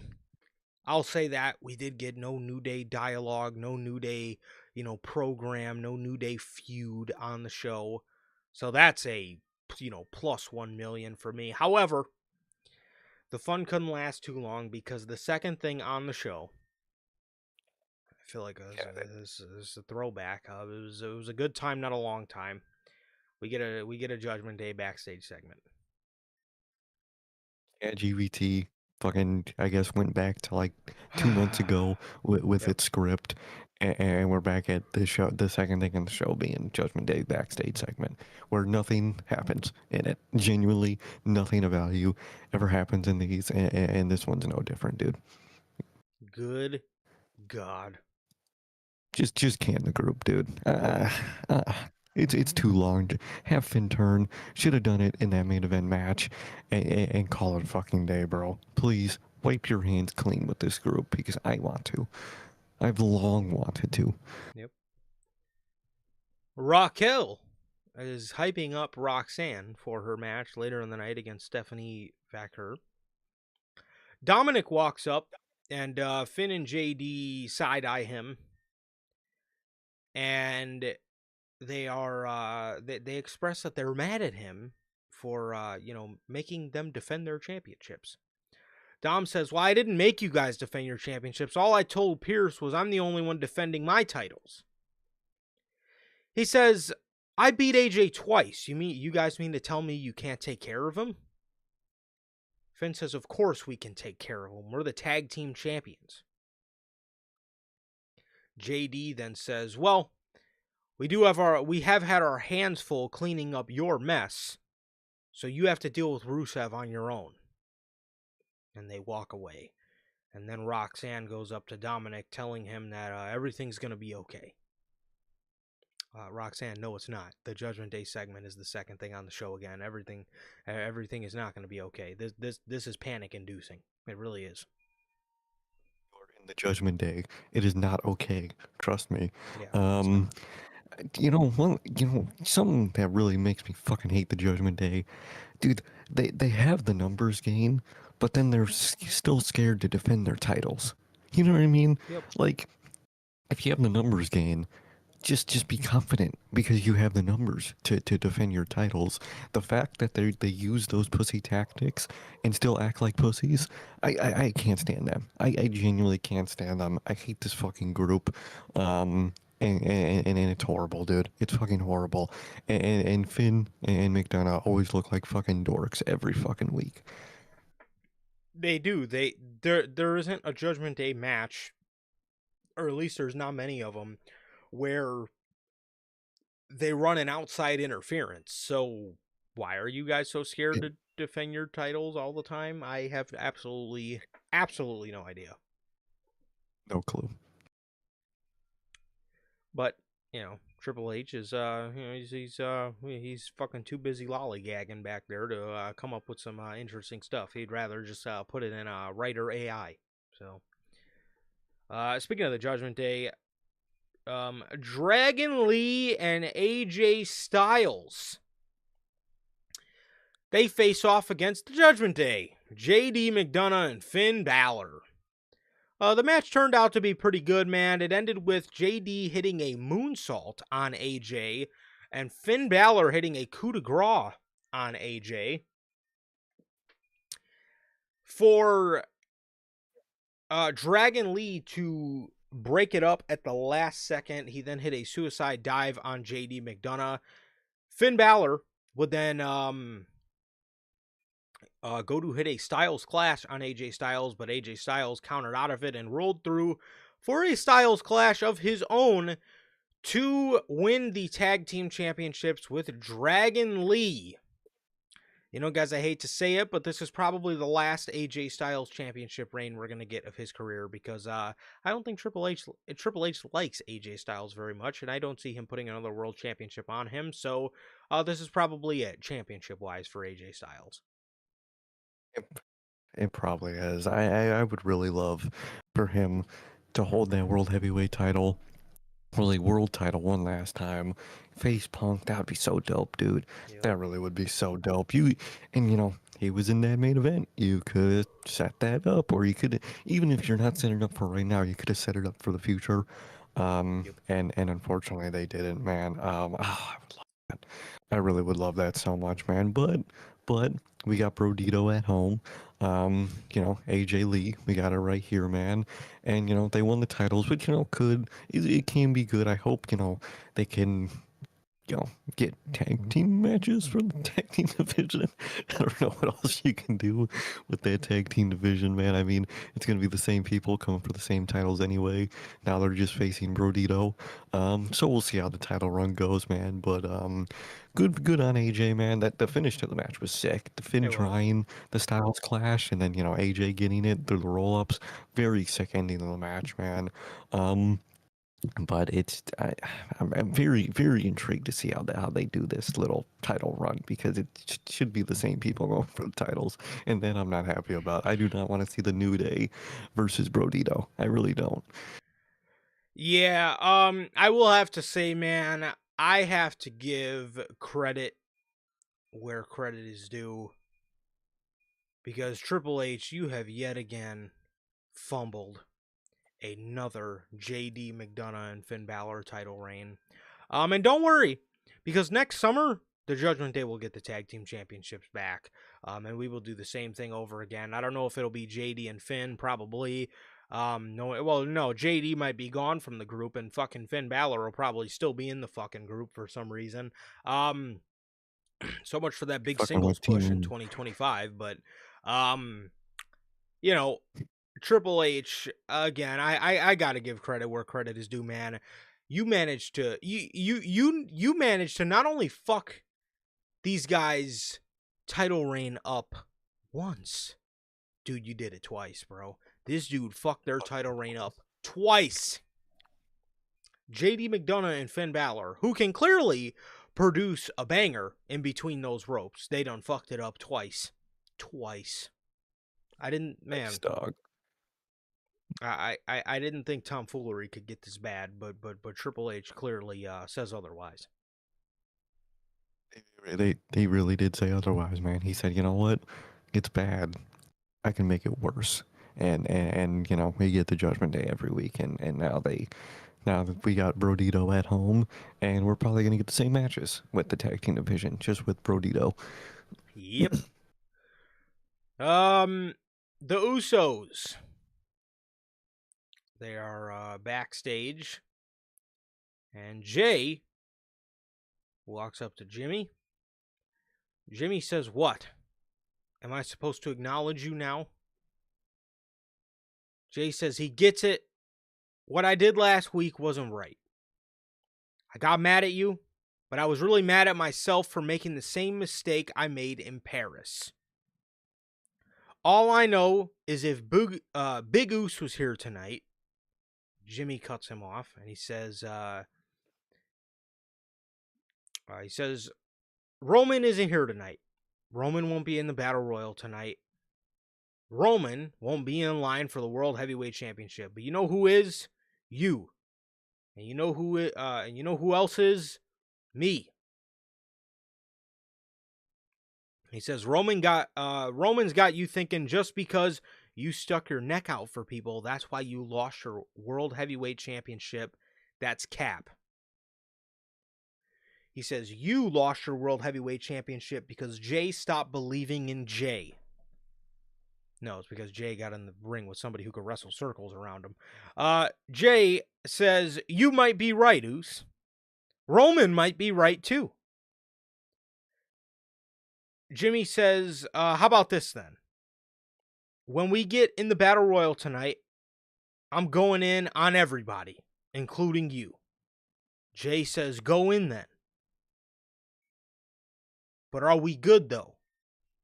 And Jimmy daps him up, and he says, yeet. I thought this segment was great, man. As I think these Uso segments are a lot of times the highlight of the fucking show. I thought this one was no short of that as well. I love, I just love the manipulative nature behind, Jey Uso and his character, man. I mean, he is, he's gonna say one thing to Jimmy's face, but obviously we'll get to it later in the night and act a completely different way. Um, you know, but yeah, I mean, here Jimmy is just, trying to be a good brother and support his brother, and his brother keeps I guess betraying his trust, if you will, man. So yeah, I mean, I loved it. I loved it. I thought this was another wonderful segment by these guys, as yet again, we have another week of Jimmy, kind of trash talking Roman's antics, and he's obviously very against Jay listening to Roman because of this sort of thing. So, as always, another week where I really did love um the Uso segment here. Exactly, man. The Uso segments have been really fucking good. I love, just the story they're telling. I love the path Jay is on. I love the frustration that Jimmy is on with all this, man. I think it's really good. And, I don't like, Jay winning, that main event match and facing Punk, but it does, give a spotlight for this story, which I think is good. And I really hope leading up to their Saturday night's main event match, Jimmy goes on to tell Jay, you have a lot of options of what he tell Jay. I would like him to tell Jay that Roman lost the titles because he lost his family, and I would like for him to tell Jay that he's on his own for that match, and he doesn't think this version of Jay can beat Punk on his own, same way Roman couldn't, defend his title on his own, and that's what lost him. So I hope something like that, and I really hope I'll get to it when we get to the main event, but I really hope a certain thing happens at Saturday night's main event. But I love this stuff so far, man. Love what these two guys are doing, and it is really great, man. I love this dynamic. 100%, man. And Ghostface, I'm reading your chat now, and yes, it does seem Uh-oh. like Sol Ruka is possibly injured, so she will be on NXT tonight to address everything. Hopefully, when they do bring her back from injury, it's just a full blown call up. Um, could give That's all we Zarya, do. yeah, could give Zarya Mhm. some time to uh kind of, I guess, develop a little bit more on her own. But man, that does suck if that's the case.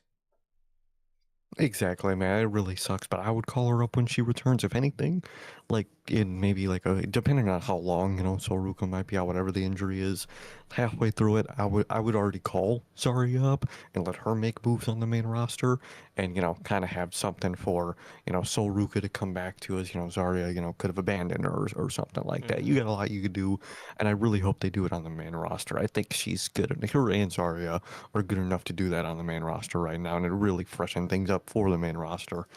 No, for sure, man. So yeah, that was the USO segment, and next we have the IC title match. We have Dominic versus Rusev. So Dom,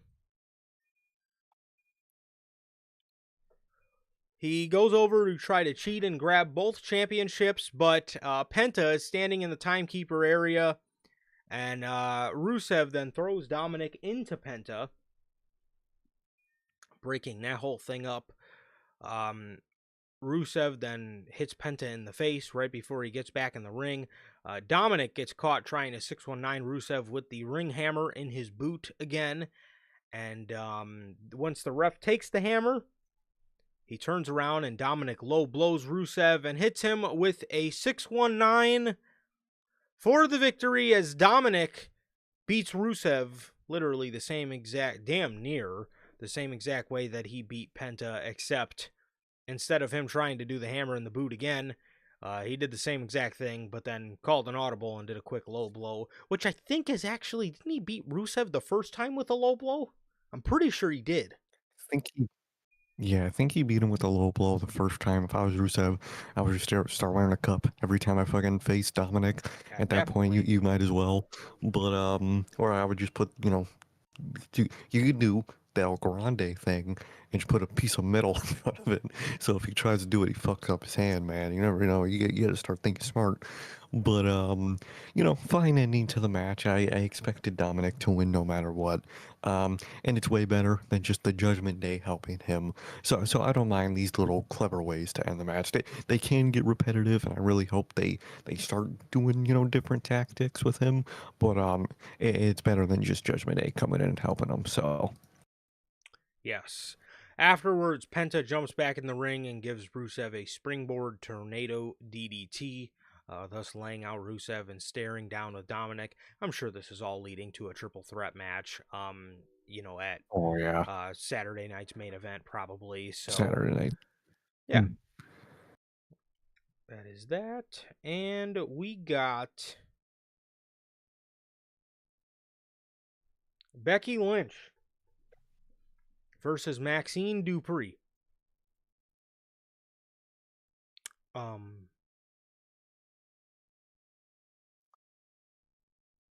Maxine went Why for a what's up? why are people hyping up Maxine crazy?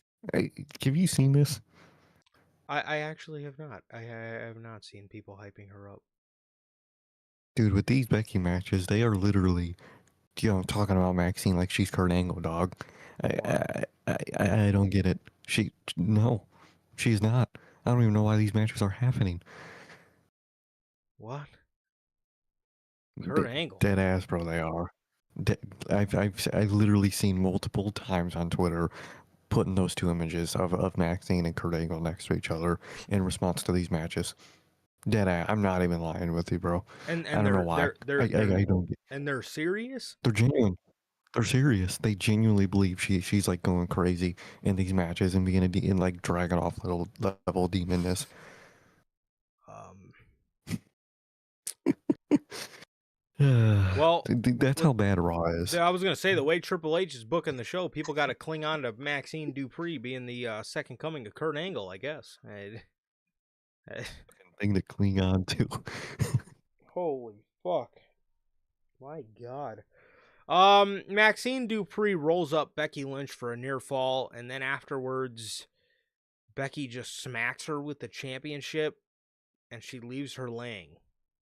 She like hit her with her like she pulled her knee pad down and gave her a knee, and then she hit her with a manhandle slam after the match. Uh, Seriously, Becky Lynch can't beat Maxine Dupree. Really? She, yeah, she must fucking be, because apparently WrestleMania main eventer Becky Lynch cannot beat her on an episode of Monday Night Raw. And again, we get no AJ Lee during this whole beatdown. We get nothing. So, yeah, AJ Lee's probably gonna come back in the Royal Rumble and eliminate Becky Lynch to set that up for WrestleMania. We were doing so good with Becky Lynch as Women's IC Champion. At this point, you should have had the IC Championship intertwined with Bailey and Lyra for this. Yeah. At this point, if this is what you're gonna end up doing, just waiting until, like you said, probably Royal Rumble to bring back AJ Lee again, for this Becky feud, I would have just kept it on Lyra and Bailey because they're actually telling a consistent story week to week, man, and not this nothingness. Yikes.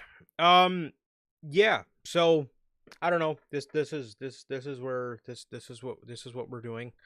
This is what we're doing, I guess. Becky Lynch is to the point where she can't even beat Maxine Dupree in in an IC title match. That's a wonderful look. That's a wonderful look. The woman that made AJ Lee come out of retirement can't even beat Maxine Dupree. Wow. The Kabuki Warriors. Asuka says Rhea deserved her broken nose. She says they broke Io's spirit and Rhea Ripley's face. Kairi Sane says Rhea Ripley tore her family apart, so now she has to pay. Asuka says that Kairi finally showed her last week that she can be aggressive and relentless. She says now they need a new challenge and they want gold around their waists. They warn the tag division that the Kabuki Warriors are back.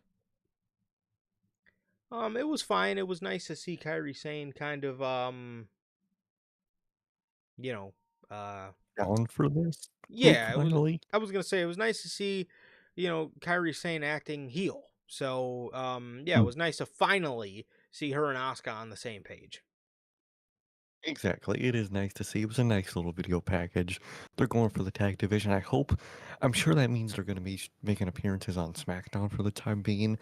I wish that would mean, Charlotte and Alexa would just make Raw appearances, but I don't think that's going to happen, unfortunately, man. And I think Kabuki Gun is going to get the titles, and then when Rhea's, good again, good overall enough again, her and Io are winning those tag titles from Kabuki Warriors. I am sure of it. Adam Pearce and Paul Heyman are in the back. Adam Pearce calls Paul Heyman to his office and he tells him that he had to do a graphic change. He says Braun Breaker and Bronson Reed had to come off the graphic for the Battle Royal. Heyman asks why. Why did they have to come off the graphic? Adam Pearce says because they are officially out of the Battle Royal. He says, would you like me to put Braun Breaker and Bronson Reed back in the Battle Royal? Heyman says, well, yeah, I would love for you to put Breaker and Reed back in the Battle Royal. Adam Pearce takes his glasses off, and in his main character moment, he says, then say please. Like back for once. Bro really did. I actually have to say, I did LOL at Paul Heyman's demeanor here when he was like responding funny. to Adam Pearce. Because he just came off like he came off like such an asshole. It made me laugh. But he says, Heyman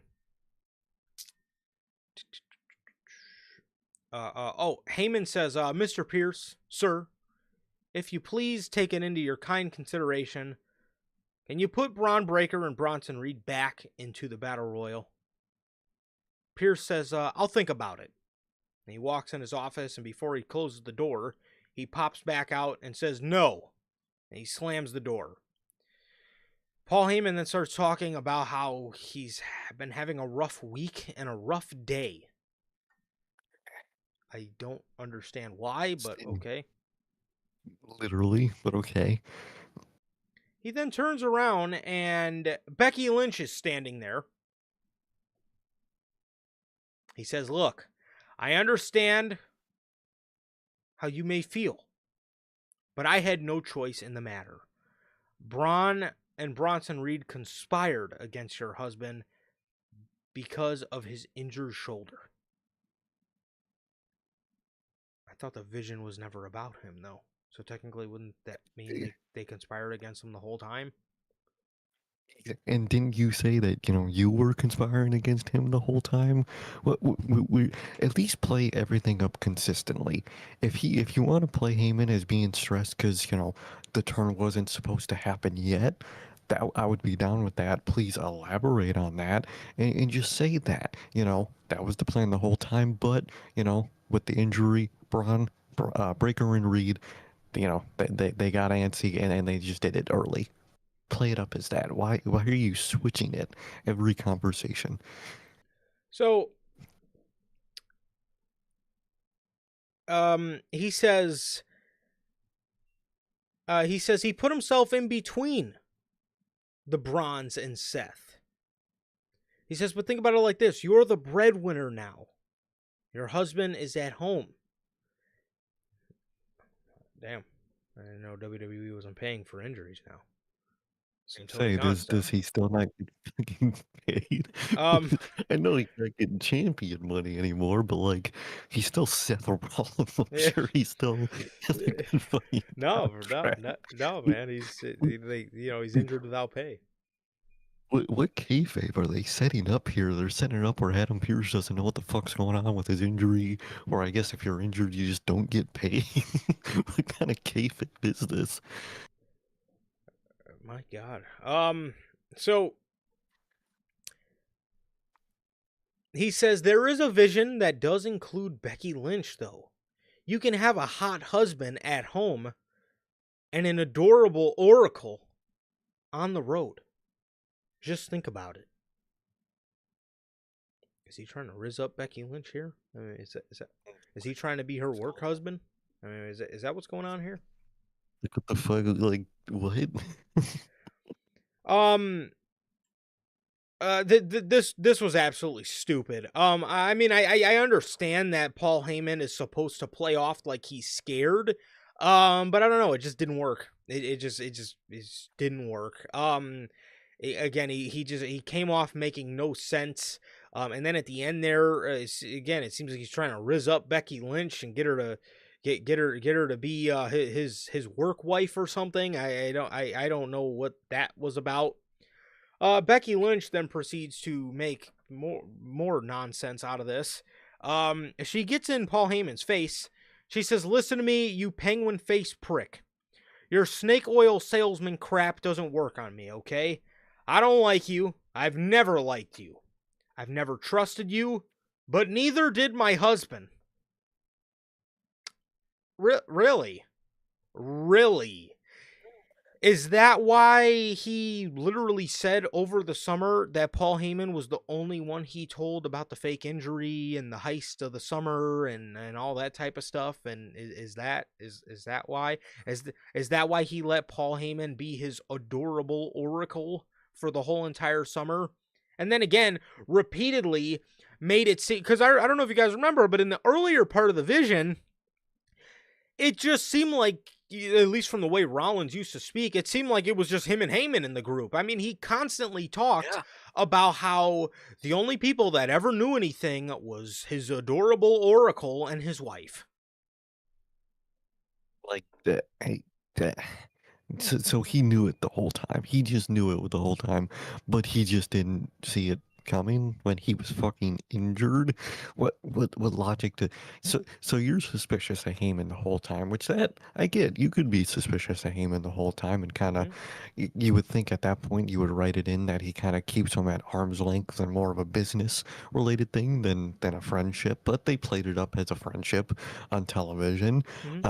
But he was wary of him the whole time, and if you get injured, why would you not expect him to turn at that point?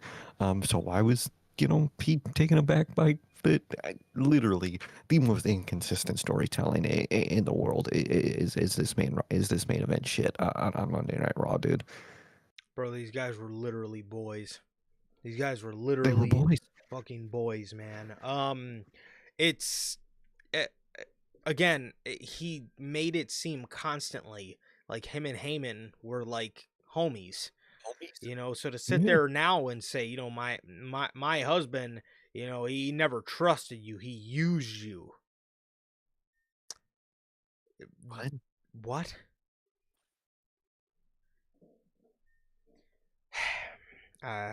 So she says, but unlike the people whose coattails you rode, he knew you were going to turn on him.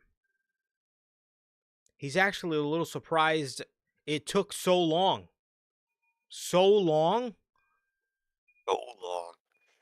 Is it Seth Rollins talking to Heyman or me talking to Triple H? What? Why would he have turned on him right after was 6 they won months. the title? Okay, all right. Okay. So did Rollins know the group was shit or what? I mean, What the fuck is going on? Did he know that was the plan the whole time, but just didn't do anything and just let himself get speared in kayfabe wise into injury? Is that what he just let happen? Is so either so instead of just being like okay with Seth Rollins being shocked by the Heyman turn or whatever, or having it this early or whatever, you make him look even stupider and basically just said he let it happen. Yeah, it's just like, to me, why would you even, like, again, speaking in kayfabe wise, like, why would you even waste your time with this guy then? And how are you going to sit here and say, well, he never trusted you and all this type of stuff, when clearly he did trust him, because Seth literally told us all the fucking time Paul Heyman was the only one that knew about this. So obviously you did trust him. Good old, Triple H and Tony Khan are a lot alike than they care to admit, man. They sometimes they really try to rewrite history, man. They really fucking do. In the moment. Mm-hmm. So, Becky says when he comes back, he's not going to hurt you. You're nothing to him. Again, so what? Why? So why would he? Are you talking to him? Okay. So this also makes no sense, because what would Seth Rollins always say? The vision is here to secure the future of the industry. So you were gonna secure the future. You thought the idea of securing the future of the industry was being managed by a guy that you do not trust, you do not like, you've always been weary of, and all this stuff is just being said now. Okay, but in the moment, you acted like you trusted him. That doesn't make any sense. Doesn't. You're trying to rewrite history when you don't need to. You really don't need. The injury itself was your way out of it. Was because you could still say he was wary of him even though he wasn't. But you can. But that injury just made things happen fast. But no, you're saying that as he expected it to happen even sooner. So why was he with him? It makes no fucking sense, dude. No sense. Not at all. So he says, "You're nothing to him, and you'll be nothing without him. But all the people that you love in this business, all the people you surround yourself with, whatever new Nepo baby you decide to attach yourself to, he's gonna kill them. He's not gonna kill you. You're just going to wish that he had." Again, man, it just seems to me like you're trying to rewrite history, and everything that Seth Rollins did and said meant nothing, because again, the vision for the future should not have been, him. The vision for the future should not have been secured with a guy that clearly you don't trust and you never liked. So why why were you with him for 6 months? It makes everything look more stupid. How are you ever going to secure the future with a guy that you couldn't trust for over 6 months? You're talking about the future here, right? So when you talk future, that at least gives the audience the idea that, these guys are going to be together for, at least a year. But now Becky Lynch is saying that he couldn't even have trusted him for over 6 months. So you just knew you were wasting your time with him. Like, what exactly was the fucking goal there? That makes no sense. That makes everybody look stupid. Yeah, makes everybody look stupid, especially Seth. And you had the story with Seth. The story with Seth and the Vision the whole time always was, he got too cocky. He got that Roman Reigns mentality. He went with Heyman. He got too cocky, and he thought, nothing can stop him. Nothing can stop his vision. But his own vision was the stopping of that. That was the point, was to him to learn that lesson, and he did.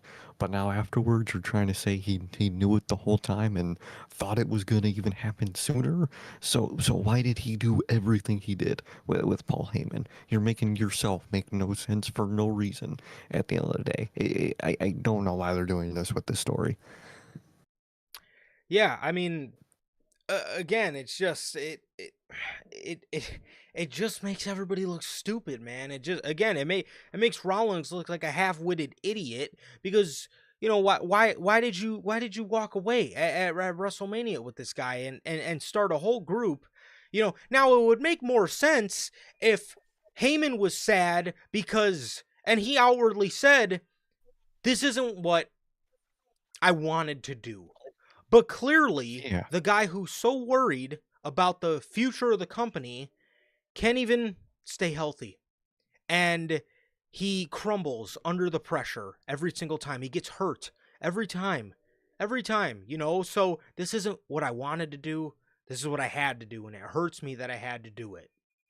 But I had to do it because he can't hold up. That would have made more sense. That would have absolutely made more sense for Paul Heyman to say.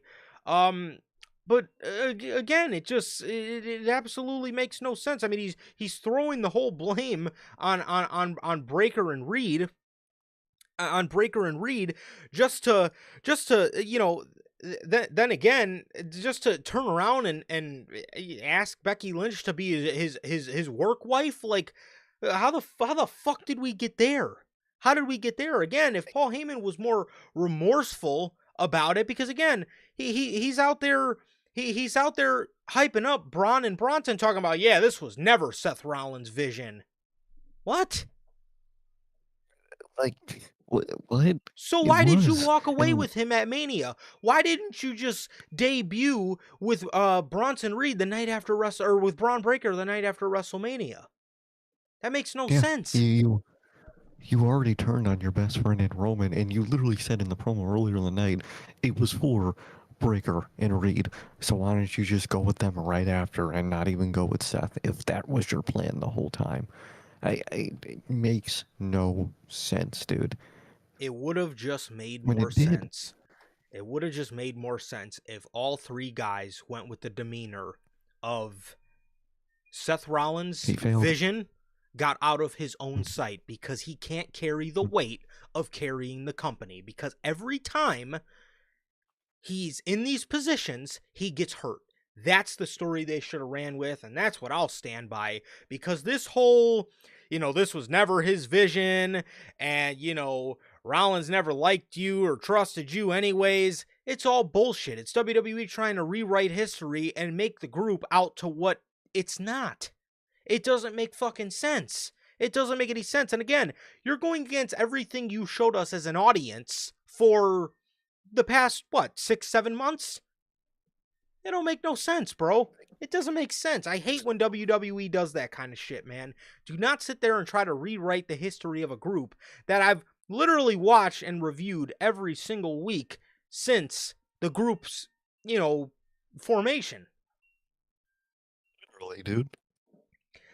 Again, I don't know why they didn't go with that story. Instead, they are just all over the place. 1 minute Heyman says one thing, the next minute he says another.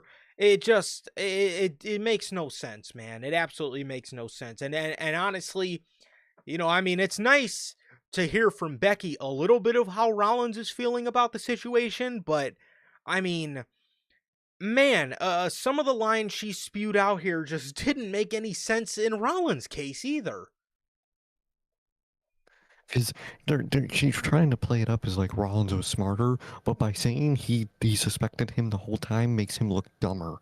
Like if he's in his own head ego-wise, that's all. That's the only thing you need to do with Seth Rollins. He was in his head ego-wise. He thought he was untouchable on the top, and he didn't expect his own group to turn on him. That's all you have to do. He doesn't look stupid.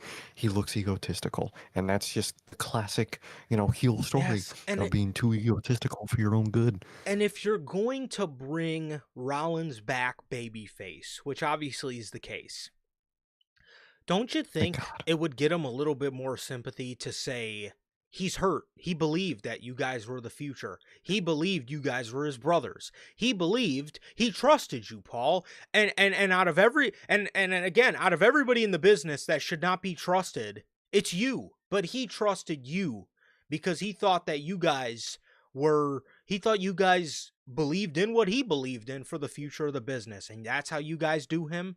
That's how you guys do him. The minute he gets injured, he's no good to you anymore. Don't you think that would have, again, got Seth Rollins a little bit more, sympathy for his comeback? And it's like, with Rollins, with again, I don't understand why you wouldn't want to gravitate the sympathy towards the guy. It doesn't make sense to me, man. And it is it is something that also makes no sense because last fucking week you have Seth Rollins sitting there literally saying, "Man, I'm on cloud 9, guys. I feel we're all going to take the next step to greatness." And then you're trying to play it out like he was smarter than all them and he could have seen this coming from a mile away. Obviously not, because he turned around and got decked with the Braun Breaker spear. And then they're talking about this injury like they knew about it the whole time. Yet Seth Rollins is on Raw last week celebrating like it's another random week on television. They didn't mention the injury at all, and he opened the show last week, and you're trying to make it seem like he's smarter than everybody and he's seen the turn coming. Dog, he didn't even mention it, and then he didn't even suspect. He was literally just celebrating with the championship, and Braun Breaker speared him. And now you're trying to portray to me that he's seen this turn coming the whole time. Exactly, and that, like, you knew about the injury the whole time, but, like, he didn't, and then but the Bronze put the injury on him, but at the same time, they didn't. He had an injury anyway, the Bronze just made an injury where literally, especially with the injury and Rollins' ego, you could have wrote it in that even with Rollins' injury last week, he was still so delusional. He even thought that injury couldn't take him down. He was gonna wrestle through that injury. He was gonna be cool, be champion. But then the Bronze turned, and it made everything even worse. Reality struck with that spear. But no, he knew the whole time. It takes a Man. good story and makes it worse. Again, I don't know. I don't know why they didn't give the Vision the delusional heel route of we did not want to do this. We had to do this because you can't shoulder carrying the future of the company. And then have Rollins be Exactly. hurt because these guys he trusted threw him away the minute he got injured, like he was a piece of trash. I don't know why they didn't go Exactly. that route. I do not know why they didn't go that route, man. But yeah, that's that. And we have Stephanie Vacker defeating Roxanne Perez with the Angel's Wings, and Raquel and Roxanne attack her afterwards, and then we get a Nikki Bella save. We got Nikki Bella back before we got AJ Lee back, man. Wow. That is fucking just the return I wanted to see. Wow. Why is she still around, bro? Gotta pay that child Dog, support, I bro. thought it was fucking I guess so, dog. What the fuck, man? And now they're like setting up like a tease for Nikki to turn on Stephanie McMahon. Heel What? Nikki, bro. Who wants that? Who Nobody. wants heel Nikki Bella turning on Stephanie McMahon for the women's world title? That's not Triple what I H. want for the women's world title. I don't I don't want that. Triple H, dog, what the fuck? Like, dude, we could have, or even, we said earlier, getting, the IC title, keeping that on Lyra and Bailey, or maybe intertwining their story with Stephanie Vaquer and the women's world title. That would be more interesting. You were teasing a Nikki Bella turn on Stephanie Vaquer. What is that? Why would I care about that? Well, I don't really think it matters if we care about it. I think all that matters is if writer AI cares about it. I think they came up with this. Exactly. That dork of a fucking writer's room cares about it because they love Nikki Bella. So, kill me. Nikki fucking Bella and Stephanie Vaquer. Oh wow, that's Well, Nikki comes out for the save and ends up getting big booted by Hikuleo. Oh, sorry, Raquel Rodriguez. Um, It really is a She good thing. she Stephanie Vaquer then goes for a springboard crossbody but slips up, and then she gets up hobbling. She gets up kind of limping off of one knee, so I hope she's okay there. So Stephanie and Nikki Bella get the upper hand in this brawl, and they make the Judgment Day retreat. There was another segment, I'll just get it out of the way now, right before the main event, where Nikki tells Stephanie she has like a big target on her back, and Nikki then says, I probably made a few enemies tonight myself, and Stephanie tells her, she has her back. So again, like you said, they're probably in the distant future, or not so distant future. I mean, probably setting up Stephanie Vaquer versus Nikki Bella for the World Heavyweight title. Wow. They're dead ass gonna do a DIY fucking type of turn with these two, thinking it's that level of shit, bro. That was the most I'm gonna turn on you happy promo to her in the back I've ever fucking seen in my life. Who is this for? Who who Yeah, who fucking wants this match, bro? fucking knock my socks off. Why don't you? Man, that really fucking excites me. That's just what all the fucking talent on this roster. That was what I had in mind. I had Nikki Bella versus Stephanie Vaquer. I wonder if she'll pull that line out again. But As a heel, she's gonna say got it wrong on purpose, to disrespect her. yeah. Oh yeah, that makes sense. Yeah, it fucking makes perfect sense. Wonderful. Yeah. So that's that. I can't really say I care too much about it, but what I do care about in the women's division is Lyra Valkyria and Bally. So Lyra is talking to Adam Pearce, and she says that her and Bally, they beat the Judgment Day last week, and we're a good team. We're a good team, but I do have goals of my own, and me and Bailey are just different people. Bailey then comes up laughing and hee ha ha and giggling, and she's very happy, man. She's very happy.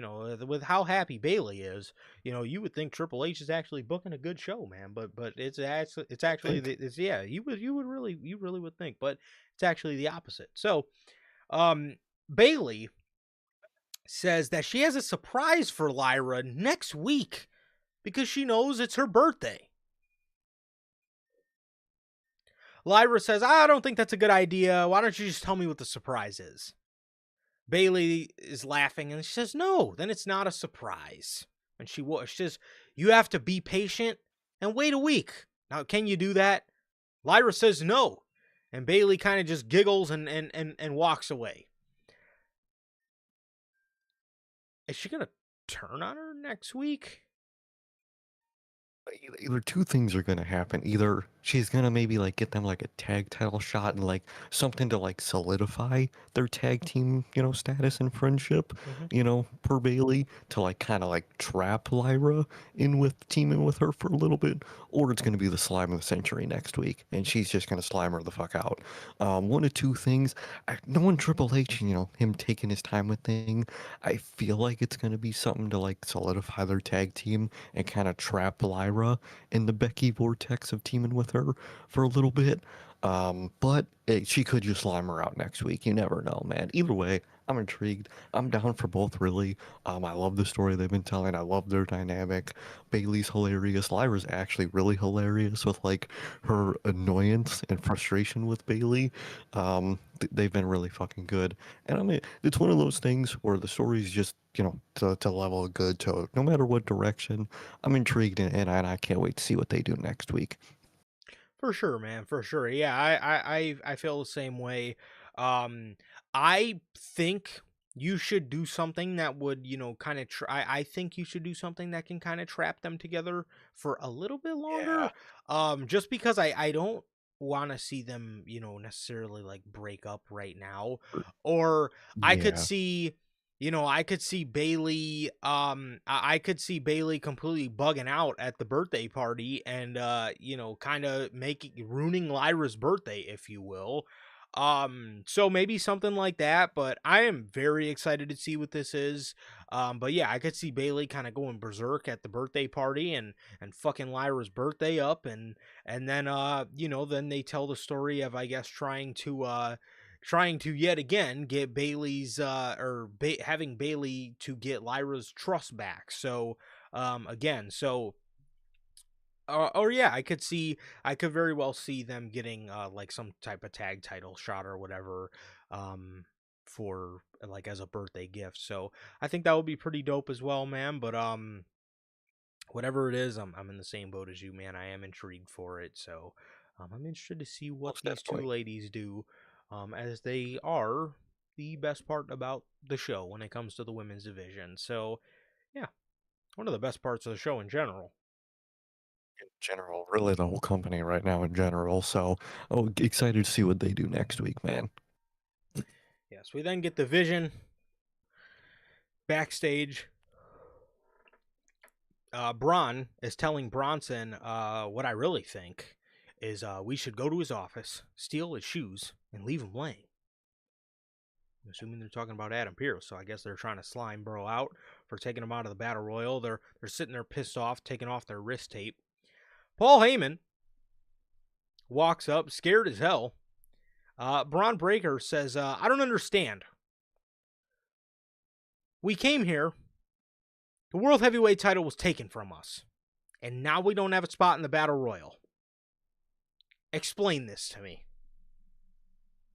I swear to you, Paul Heyman says, well, in 2002, there was a rookie by the name of Brock Lesnar. He could have ran through the whole roster in his first night, but he listened to me, and 5 months later, he faced The Rock and took the world title. There was also a guy named CM Punk who they were going to fire. He listened to me and got 434 days out of it.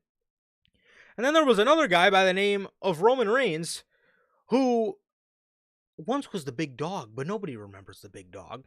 He listened to me and he became the tribal chief and main evented WrestleMania after WrestleMania. He says, what I'm trying to say... Thanks, Paul. Go, 5 finally. minutes later. He says, it's not about how many people you can slaughter. It's about listening. It's about maneuvering and the backstage politics of it all. He tells him he is the future of WWE. Or he tells them they are the future of WWE. Now all you have to do is listen. He walks away and Braun says, I got a lot to learn. Bronson says, me too. He then says, I also have a lot of people to hurt. And Bronson also says, me too. I mean, what Paul Heyman said at the end was okay.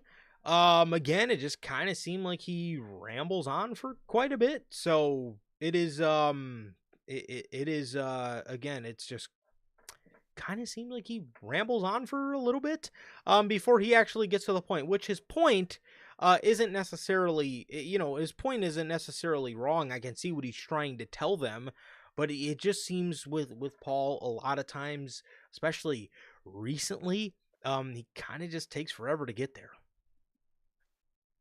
So Yeah, that's my problem with Paul Heyman. yeah.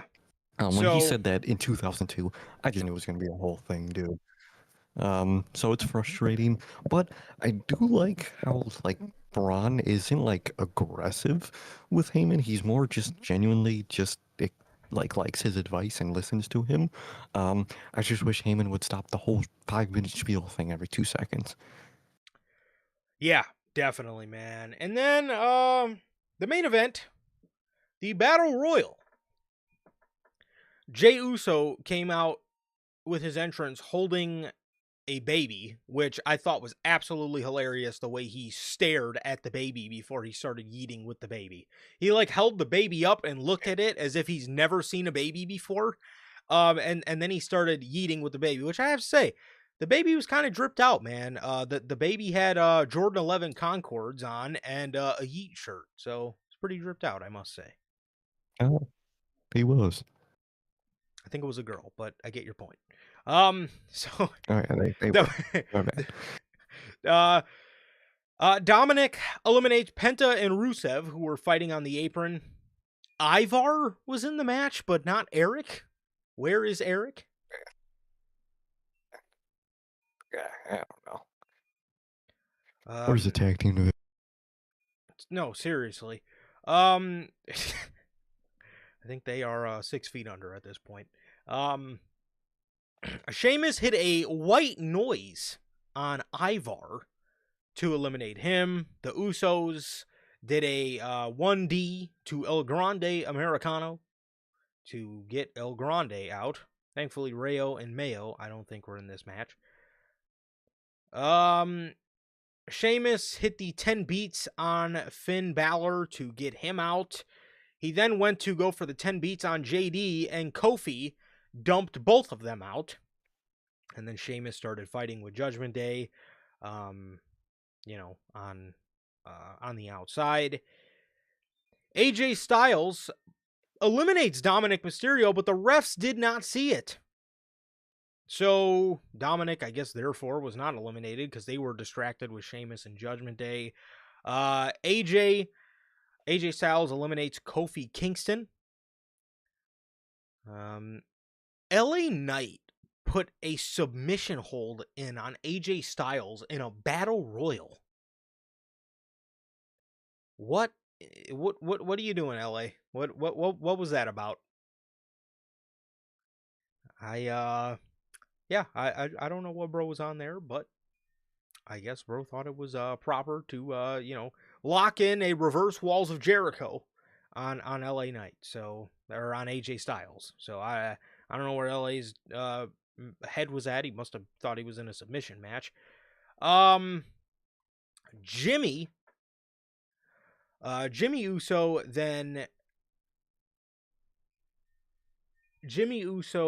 saves Jay from elimination by LA Knight. Now remember, that is going to come into play after LA Knight got done doing his submission hold and on the in the fucking battle royal. Oh, So but okay. AJ. Oh, so yeah. Jimmy saved Jey Uso by elimination from LA Knight. AJ Styles went to go for a phenomenal forearm, but got double super kicked by the Usos to get AJ Styles eliminated. I know AJ just won the tag titles, but how awesome would AJ versus Punk have been? That would have been pretty dope. So goddamn awesome. So, Jimmy and LA has Jimmy in like a fireman's carry, like a burning hammer position, and they're leaning up against the ropes. And remember, I just told you guys, Jimmy saved Jey Uso from being eliminated. Jay was right on the cusp of being eliminated, and Jay walks right up to them, runs up to them, actually, no hesitation. This man dumps Jay, and he dumps LA Knight right out of the ring. As this man, no hesitation, dumps Jimmy right over. After all the saves, he just dumps him over. Yep. Not just to win, or to get them out. Mm-hmm. Dumps the man, slimes his own brother out. Dominic then goes for the 619, and in this moment, I was like, oh, wow. Are they actually going to have Dominic win this? And no, I shouldn't have gave Triple H the benefit of the doubt, because this man, as Dominic is running towards him, gives him a German suplex clean over the top rope, and Jey Uso wins the match. Afterwards, Jimmy is pissed on the outside of the ring, and CM Punk gets in the ring for a face-off with Jey Uso as the show goes off the air. You know, two things. If this actually ends up being a good match, CM Punk truly deserves all the credit in the world. And second of all, obviously it is frustrating to see Jey Uso get a world title match because he's been involved with the world title since earlier this year, or he's always kind of been around it for the most part, or at least in the circle of people that have it, so there's that. However, there, like I said, there's a lot of other people that I would have much rather seen face CM Punk at Saturday Night's Main Event. I'm talking Braun Breaker, AJ Styles, Dominic Mysterio, guys like that. However, I mean, it does make sense for the story that they're going for in this, just power-hungry, title-hungry Jey Uso. So I guess, in that regard, it does kind of make sense. It does kind of make sense for that regard, but at the end of the day, it's honestly just something that I didn't really care to see. I didn't really care to see Jey Uso in another World Heavyweight Championship match. Again, I do get it. It does, somewhat make sense to the story that they're going for, with with Jay, like I said, just being overly title hungry. But at the end of the day, man, it is, I do get fan frustration, and it is very frustrating to just see Jey Uso in another title match when, again, a lot of times his matches don't really produce. And I'm not saying he's a bad wrestler, because I know he can wrestle, but a lot of these times he's in these big matches, man. They just massively underwhelm. They do. They do. They do. And like Logan says in the comments, Punk already beat Jay, and that was last week, and it was clean as a whistle last week. Like, so, Jay can do the whole, he helped Jimmy earlier in the night, and that's what fucked him. But it wasn't. He's just coping, and that's the story. He literally beat him clean as whistle last week. So, logically, what faith should anybody have in Jey Uso to win that title match come Saturday night's main event? And I get, what it does to the story. I think it would have been an even better story if, he did slime out his own brother in the Battle Royal, just for him to not win the Battle Royal at the end of the day. And at the end of the day, he kind of slimed his brother out for nothing. I think that might have been better for their story and for the direction of it. But he did win. So I really hope at Saturday night's main event that Jimmy, makes him not win the title, betrays him, distracts him, hits a super kick, helps Punk win somehow as a lesson for his brother, man. Or, maybe Jimmy just completely just ghost his brother. And, maybe Jay just can't do it by himself, same way Roman couldn't do it by himself. And that could be another lesson. At the end of the day, Punk better win. I wouldn't be shocked if they do something with Jay winning. I would really hate that. But I would have really liked LA Knight winning here, man. Literally at the start of the match, when Punk came out to do commentary, he looked at LA Knight and said, "I hope it's you," and it wasn't him. So that's just awesome. I would have loved Knight. I think that's the kind of the story they were building with Punk. Is LA Knight one-on-one, and they just went with Jey Uso instead. It's disappointing. It has its story to it, which is good, but it's still disappointing at the end of the day. Yeah, 100%. And two, Jey Uso can sit there and say, I made the same mistake I made in Paris last week.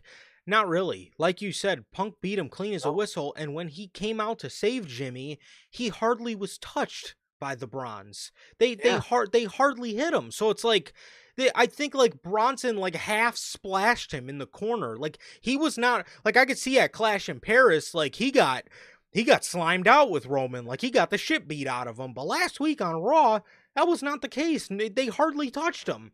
So to sit there and, blame that and cite that as the reason, as to why you didn't win, it's like, no, you came off the top rope, Punk got the knees up, hit you with a GTS, and that was it. You know what I mean? So again, I completely get why people would be upset with Jey Uso. And again, a lot of his stuff for me just it underperforms. They put him in these big situations and he just doesn't perform well, in these main event spots. Again, maybe things will be different with this new heel version of him, but at the end of the day, I'm just speaking as to what the history has shown us, and the history has shown us he does underperform, and it just seems like whenever they need somebody for these world title shots, they just throw Jey Uso in there, and I just don't. Again, I would have much rather seen somebody like Dominic, or I really would have much rather seen an AJ Styles or an LA Knight get this spot, man. So, I don't know why they didn't go that route. Again, it does make sense with the story that they're going with Jay being, power hungry, man. But there definitely is that rinse and repeat aspect to it of, they always just go back to the Jey Uso wishing well, man. And I don't know how many times they got to wish upon a star, but never really seems to work out. But again, maybe things will be different now that he's, got a newer character to him, but I don't know. It definitely the history is the history is not is not on his side here. So No, it's really not, man. yeah. So with that being said, that is pretty much everything we got here today for NHP Unscripted. As we get a CM Punk and Jey Uso face off at the end of this show, as it is confirmed it's going to be Punk versus Jey at Saturday night's main event, man. So, yeah, that is everything, and that is going to do it for this edition of NHP Unscripted. This has been episode 270. And with that being said, that is going to do it, man. And it has been always a pleasure for my Johnny. That's okay. And that is going to do it for this edition of NHP. Thank you guys, everybody who showed up. Manager Logan, Ghostface, Mr. Welcome Down and Cut the Shiz Off, Gotti, Lonnie, and David. Thank you guys, as always, for joining us for another edition of Unscripted. And my guys, a part of the Replay Mafia, JT and JB. Thank you guys, as always. And with that being said, please like, comment, and subscribe. And we will see you all on Friday with the news. Peace.